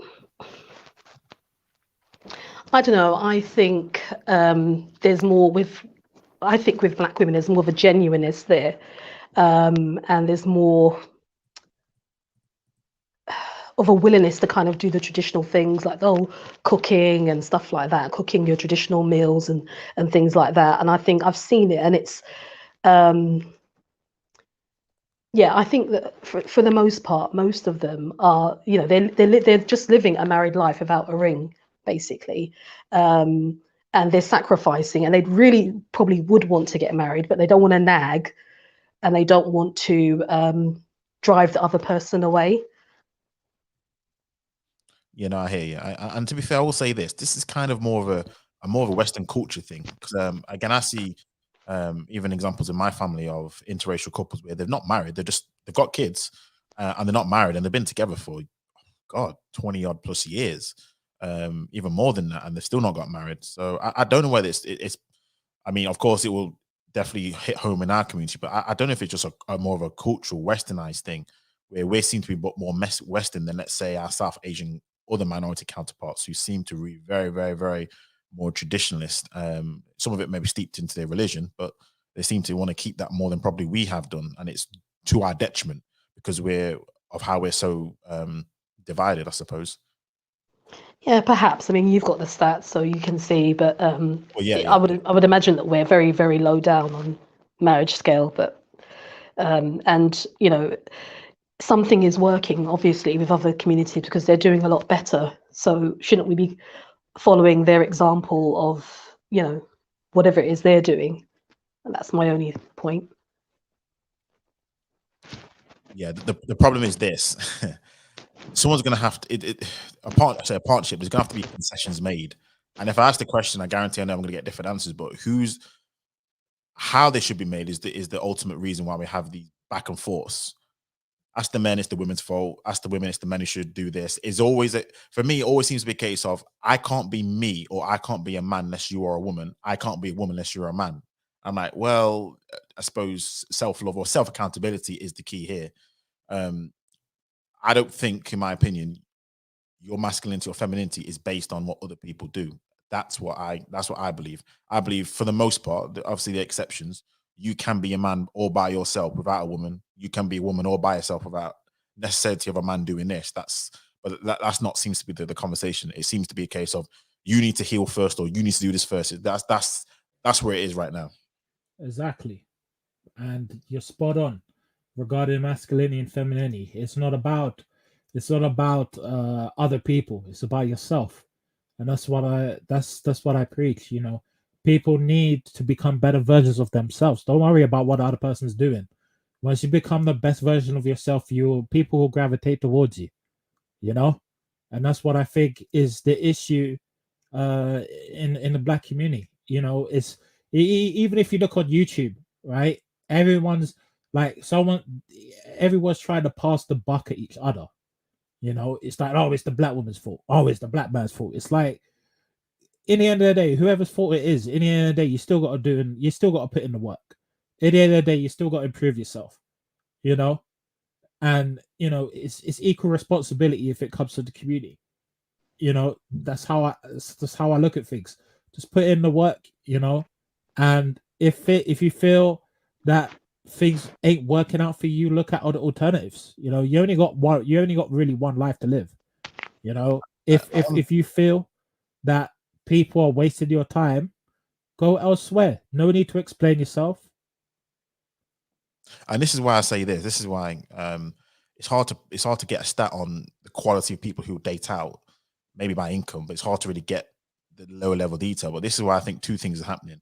And obviously, to answer your initial question, Fiona, about the cult, I think a lot of people have seen the light or seen what it is, and they've either decided to sort of stay single, or what they've done is some of them have dated out, and then or the other ones they've just it's the ones which, again, the dysfunction ones, they're the ones who are having more of the kids, which is causing more dysfunction. Whereas the ones who don't want to be a part of that, they've either left or they decided, I'm not even going to do any of that kind of stuff. And unfortunately, the quality aspect is leaving. We're not got enough quality people that at least has been promoted, which is causing that whole subculture of just what we're seeing today. I think more good people need to get together somehow and make it work. It might even be, as Jesse said as well, the opportunity. They don't feel that there's no opportunity to leverage themselves within the community as well. Sometimes there isn't. Sometimes it's just like, I don't know. It's, how can I really put it, right? When I know Eunice has been in the chat. I was wondering if he wants to talk, but in that community, what based off my experiences, so I can't really talk for everyone, is it's like we bring out the underbelly, the underbelly of the community, and we bring it up to the forefront. And it's like we value more negative things than positive things, and that's how that's how I see it. It's even in our culture, and that's why I sometimes feel if a certain black person doesn't fit what the black community wants, they feel as that they have no option but to basically exit it or go to other communities. And I've experienced that. I felt that myself, and that's why I basically left, because it's like, okay, I'm an intelligent dude. I did lectures. I went to the UCL. I was talking to educational psychologists on culture. I was doing workshops. I was doing live streams, pointing out the problems. But did you feel that a person of another race would propel you further, though, in your career and your position? Unfortunately, yes. Because I'll be real with you, I have given them a chance at least 10 years. I was with a predominantly black, let's say, organization. I'm not going to say who. And once I started pointing out the problems, like, people that was trying to silence me, or try to make things more hostile, or try to give me, like, not let me have a difference of opinion, which I say in a very respectful way, not in a rude way, bringing out evidence, showing facts, what needs to be done. And then there was a time where I hit breaking point, and then I said I had to go. I'm gone. I tried my best. I've said what I needed to say. I'm out of here. I'm done. And I know that there's many other black people who have experienced this or felt this. Yeah, but you're talking more career wise rather than, I'm talking relationship wise. Yes, relationships too. Because it's like, if you really look, if you really look at the structure of how things are, right? Because we're a minority, we're only 3%, right? We aren't gonna have the structure as, say, the majority will, which is facts. And it's not just England. You could go to Africa, you could go to the Middle East. It's gonna be the same way. If you're a minority, you're an ethnic minority, and you're moving to a country, and majority of it is not of your ethnicity or race, it's gonna be different. So who knows? I don't think it's not different. I mean, in Caribbean, the numbers are low. You've seen the attitude of this fresh guy who's born and bred in a predominantly black country, and yet he still has this mindset. I don't follow that No, theory. but how long though? That's the thing. How long? Right. How long? For example, you could, for that argument, you could have like a white yardie who came from Jamaica, right? White yardie who came from Jamaica, came down from the UK, and he classifies himself as Jamaican, you know? So it's like, it's how long they've been exposed to that culture as well. So you could use him as an example. I don't. I'll be real honest with you, Fiona. I don't like Fresh. I don't. I'm not really a big fan of him. I don't like Well, the Fresh and Fit podcast. he claims to be a limer, which is someone that basically hangs around the beach all day, picking up German tourists and This is how he got his body things count. of the like. Sorry, go ahead. Yeah, no, that's true. So he's called a limer. So he's one of these guys that hangs around the beaches, picking up German and Russian tourists. So he's obviously had that mindset from way before he landed on American soil. So Okay, fair enough. You have a point. So yeah, but I do feel that's just basically how I feel. I do feel that, you know, if you're not a specific type of black person, you do get ostracized or you do get thrown out. I just wanted to say to the car dude as well in the chat, I don't think it's actually an intercultural thing. I think that within the black community, there's different issues. I mean, I know that African people do tend to marry, probably their rates are slightly higher, but I think there's also a monogamy issue there as well. And the practice of a lot of polygamy, which I've seen sort of destroy a lot of families. So I don't know, I'm not quite sold on that either, because even if someone is married, there's this whole 6-month father thing where they go back for 6 months to run businesses, in air quotes, and they've got a whole other family somewhere else. So I don't particularly agree with that either.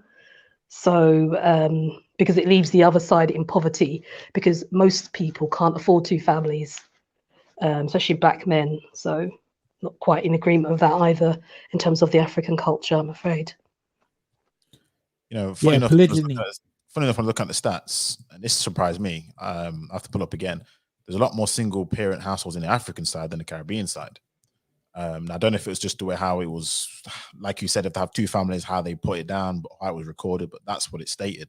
So there's a lot of things that happen in that side which they try and keep hush hush and make it seem like, oh no, we respect this, we do this, but yeah, there's some things which I listen to which lead me to believe it's not all roses over there. So Right. make of that as you wish, but yeah, the numbers don't lie. No, they don't. I suppose we've talked for quite a long time now, so I kind of want to wrap it up because again, it's past 11 right now, so I know everyone's got other things to do and bed and all that kind of other stuff. So actually, Fiona, did you really touch on the whole cancel? You did, didn't you? Touch on the whole cancelling thing. There's one question I did want to ask actually, Fiona, to you specifically is: do you believe? So let's take Fresh for example. Let's say he has an epiphany and he comes back and changes his tune. Would you be accepting of that guy, or would you see him as just being pretty much cancelled? He just, to me, he's just, you know what I mean, never, ever, ever, ever. So I know you mentioned like Young Jeezy had his black woman and went with a white woman. What about the opposite? What if someone like Fresh and these guys saying that they're not night riders? What if they somehow change? Would you recommend that kind of person to still a black woman, or would you just like, no, forget about it? Yeah, I think he's still young enough to change. That's the thing. People that are like, 40 and above, I don't think they'll ever change, genuinely. But I think some people, I mean, there's a lot of people that have come on these platforms that have changed. So, yeah, I think it's possible. And you would have no problem with him if it was to get with a black girl. You'd be like, yeah, it's fine. Da, da, da, da, da. You have no problem with that.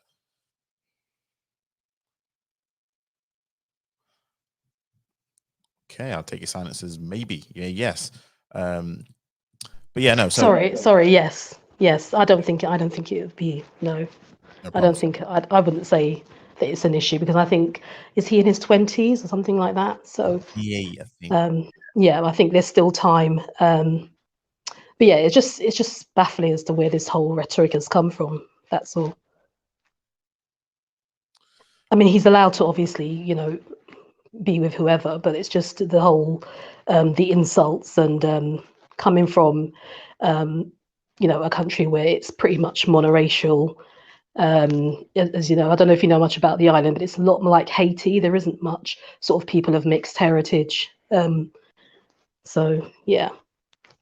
No. I do know a bit about it, but yeah, and this is what I was surprised about as well. So I don't know. Obviously, he knows exactly why he has the viewpoints he does. They don't really get into, I suppose, well, stereotyping, aren't they? But as for him, I don't know why he believes that.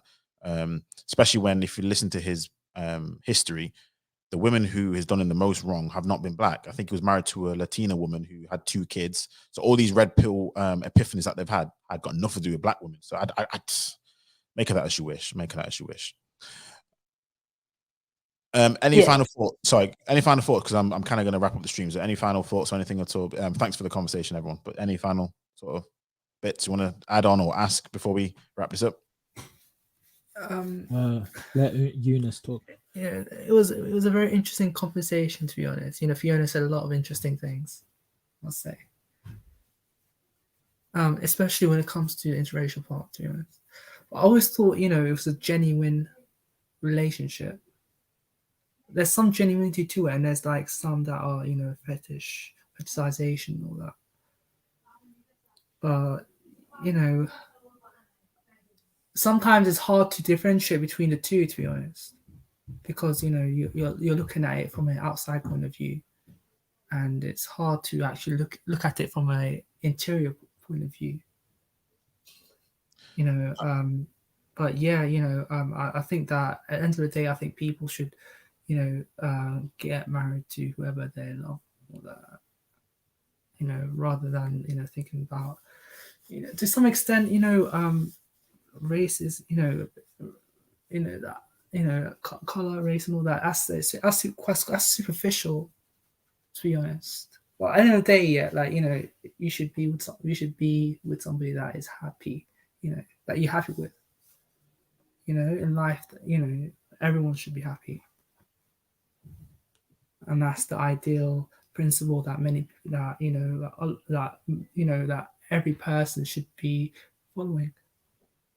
That's what I believe. No. I hear you.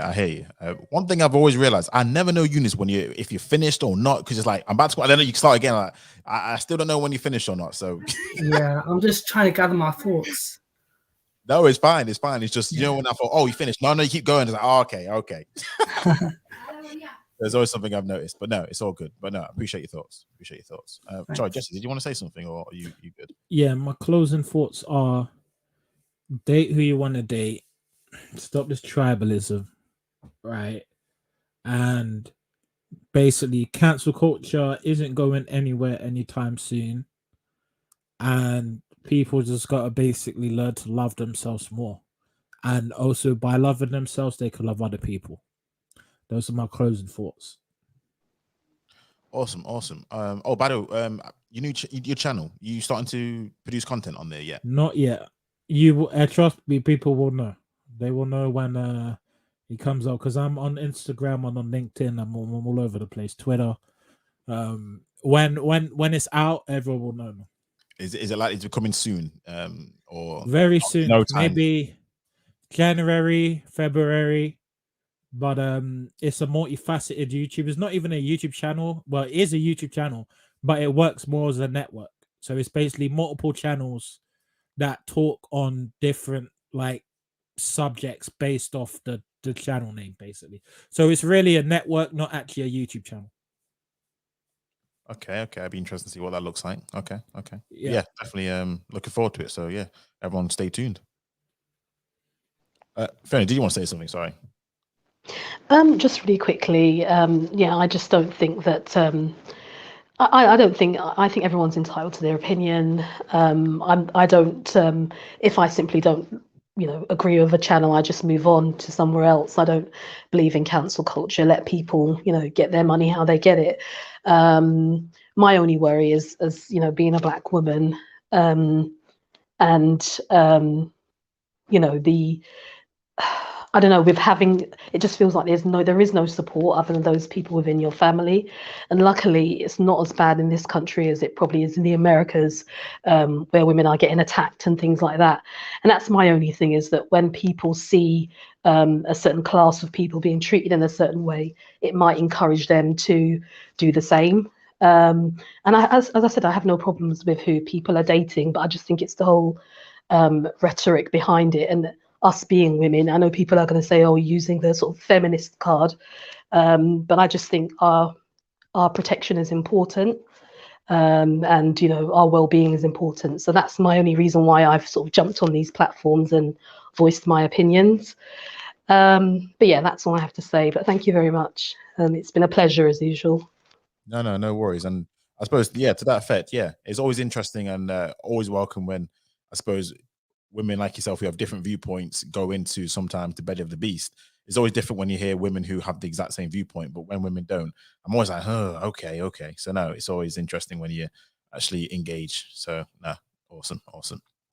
But yeah, thanks everyone for joining the stream. It's been a long one, but it's been a good one. It's been a good conversation. So I appreciate everyone for coming in, and for those who came in and dropped off. So KB, I know you was in there for a little bit, so I appreciate everyone. But yeah, thanks everyone for. Make sure you please like, subscribe if you are new, share the stream. But yeah, hopefully, if everything goes all well, I'm feeling up for it. There'll be another live stream later on this week. Well, on the weekend. So stay tuned, look out for that. But until then, thanks everyone. And see you on the next one. So have a good evening, everyone. Bye. See you, everyone. Bye.